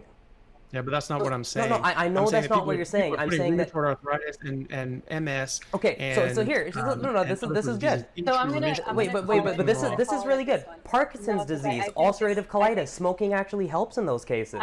So if I put someone on, someone started smoking, it's literally everything. It's literally everything. And I have patients whose CAC score goes down after a year of being on a carnivore diet. And I have patients whose insulin resistance goes down, and their leptin goes down, and their CRP goes down. I can say the same thing about a vegan diet. I can say the exact same thing about a vegan diet. But what I'm saying is that when you put someone on an exclusively meat diet, they get better. So your study that says... Well, compared to garbage, maybe. Compared to garbage, maybe. No. I'm talking about people that were doing whole food, plant-based diet and attempting to be healthy. Audio capture, not so what if I... No. You're assuming that only people improving are the ones that are coming from a processed food diet. That is not the case. There is thousands and thousands and thousands and thousands of people who are coming from a plant-based diet, a whole food diet, or a whole food omnivorous diet that are seeing massive improvements in their health. It is not just a processed food diet going to a carnivore diet. That does exist. And that's not. We're seeing harm as well. We're seeing a lot of harm as well. Carnivore cringe, like I said, anyone look that up on Instagram. I've had people message me. I've had people message me saying, "Hey, I tried carnivore, was terrible. I went, vegan, better than I've ever been." We can play the anecdote game back and forth. What matters is when we actually look at... when you fix it, like you said, the Akikuyu don't count, that they didn't do your style of vegan diet. That's fine. I have a lot of people who message me as well and saying they are having problems, and I work with them and I troubleshoot for them, and then they improve and they get better. I have yet to see someone come to me with problems and not be able to figure it out with them, not a single time. And we can play the anecdote game back and forth. It doesn't tell us anything. These aren't verified. Not an anecdote game. No, but this is real life. This is experiment. And anecdotes, they are anecdotes. They are actually, by definition, anecdotes. Yeah. So, the plural of anecdote is data. And when you are dealing with patients on the ground, and this is what you're seeing, and it's going against recommendations. Okay, so hypothetically, if I told people to start smoking, what I think we should do is probably wrap it here, and then we can have a follow-up from this that y'all can follow up on. Okay. Individually. I mean, this could go on forever and ever, right? Which I would love it to, but we can't because people will not listen. They just won't. If they see something that's 3 hours long, they ain't gonna click in. So we got to be aware of that. It's entertainment too. So I would love to go on and on. I want to know. I'm here for this because I'm doing this, right? But why don't we do a follow-up on it? And then we can, have that be the thing. So, and that's obviously something that is important. SWB audio capture, not registered. Well, then I'd want to address too. I'd want to address too then. I think so. Because there's things I want to address too. Dr. Chaffee, I'd love to hear it, and Dr. Nagra, I'd love to hear. I really would, but I can't. My phone's also on 5%, and that all aside, the reality is it's 3 hours long. So I think that what would make sense is to absolutely address it. No one's going to sit here and be like, poke holes through everything you say and be like, well, he didn't say that one part of that study. Like 3 hours in, they're not going to, it's going to be okay if we restart this at another setting. So I think if that is cool with you guys, why don't we just agree to disagree there on some of those points. But I think also, I do really think that the commonality is that we know processed food sucks. We know that. We know that a lot of data out there is flawed. We know that there's a lot of data out there that's good. We also know that what everybody's doing right now doesn't work, right? So the thing that both of you guys are doing is trying to help people and trying to help people be better because you found something that worked for you, right? And so why would you not share that with other people? And you also found that it works for however many other people out there. That's why you're talking about it, right? So I think ultimately at the end of the day, I think there's a lot to agree on there. And I do look forward to the next follow-up conversation that we can have with this. What I'm going to do is put your guys' socials below, okay, so that everybody can follow you. I believe you guys send those to me, whatever you think they would be. But give me like a couple sentence ending from both of you guys, if anything else is like a closing out. Why don't you go, Dr. Nagra first? Yeah. So, at the end of the day, like I've kind of come back to a few times throughout, is that what I care about are those long-term health outcomes, and consistently when we look at higher consumption of plant foods, whether that's at the expense of a so-called standard American diet or whether that's at the expense of meat particularly, we see benefits. We consistently see improvements in cardiovascular risk, cancer risk, type 2 diabetes risk. We've touched on a lot of ideas throughout this. I think that's ultimately the thing that it comes back to, at least for me, right? Because that's what I care about as a healthcare provider. But also, I don't think there was any critiques. Now, I know Anthony mentioned that he needs to brush up on these studies in order to critique them, and I'm happy to come back for a part 2 so we can have that chat. But thus far, as far as substitution analyses, there have been no critiques as far as the long-term RCT in the form of the Lyon Diet Heart, suggesting that replacing animal foods with plant foods, leading to about a 70% reduction in mortality. There has been no critique. And as far as anecdotes, like, look, we can tell people to smoke and they improve Parkinson's disease, ulcerative colitis risk. It doesn't mean that it's good long-term. These patients haven't been followed long-term to see if they've developed diseases that take 40, 50, 60 years to occur. And that's what I'm worried about, is that people are going to adopt these sorts of dietary practices and run into issues way down the line, like I've shown, even in those ancestral populations. Inuit mummies from 500 years ago, mummies from Egypt 4,000 years ago. Mummies from Lithuania 400 years ago. We see that they do develop atherosclerosis, and it can be quite extensive. So even if we look at those cultures presumably following those dietary practices, still not a good thing long term. So I would just say that the reason I don't really pay too much heed to these studies is because they aren't great, and so we don't. So studies on my side or your side or whatever, they're not great, and so they're not proving anybody one way or the other. And we have a number of conflicting points of evidence. So that's why I think you need to go to our biological nature, what we are designed to eat. I don't think that you've made a cogent argument on why that's okay to not eat what we're designed to eat, and why it's not okay for basically any other animal on Earth to do that. Why that's particular to us, that we can eat something that didn't exist 50 years ago, let alone 50,000 years ago. And so the idea that we can just dismiss people that are improving dramatically, I don't think is right either. We're saying that yes, you reduce your diabetes, which first of all significantly reduces your risk of developing heart disease, eliminated metabolic disease, which also significantly reduces your risk of heart disease and other sorts of illnesses, and then that doesn't matter because long term maybe something will happen. Well, maybe, but it's really going against the objective evidence, which is that they're improving. And you have people improving on Alzheimer's, ulcerative colitis, Crohn's. If someone's having bloody diarrhea 30 times a day, they need help. And this is something that helps, and this is something that's in the literature showing that it helps. People with MS, people die from MS, and so saying that, well, maybe 30, 40, 50 years down the road, someone can have problems. Well, they're not dead from MS. So that's good. So I'm glad they got 40 years to die of something else.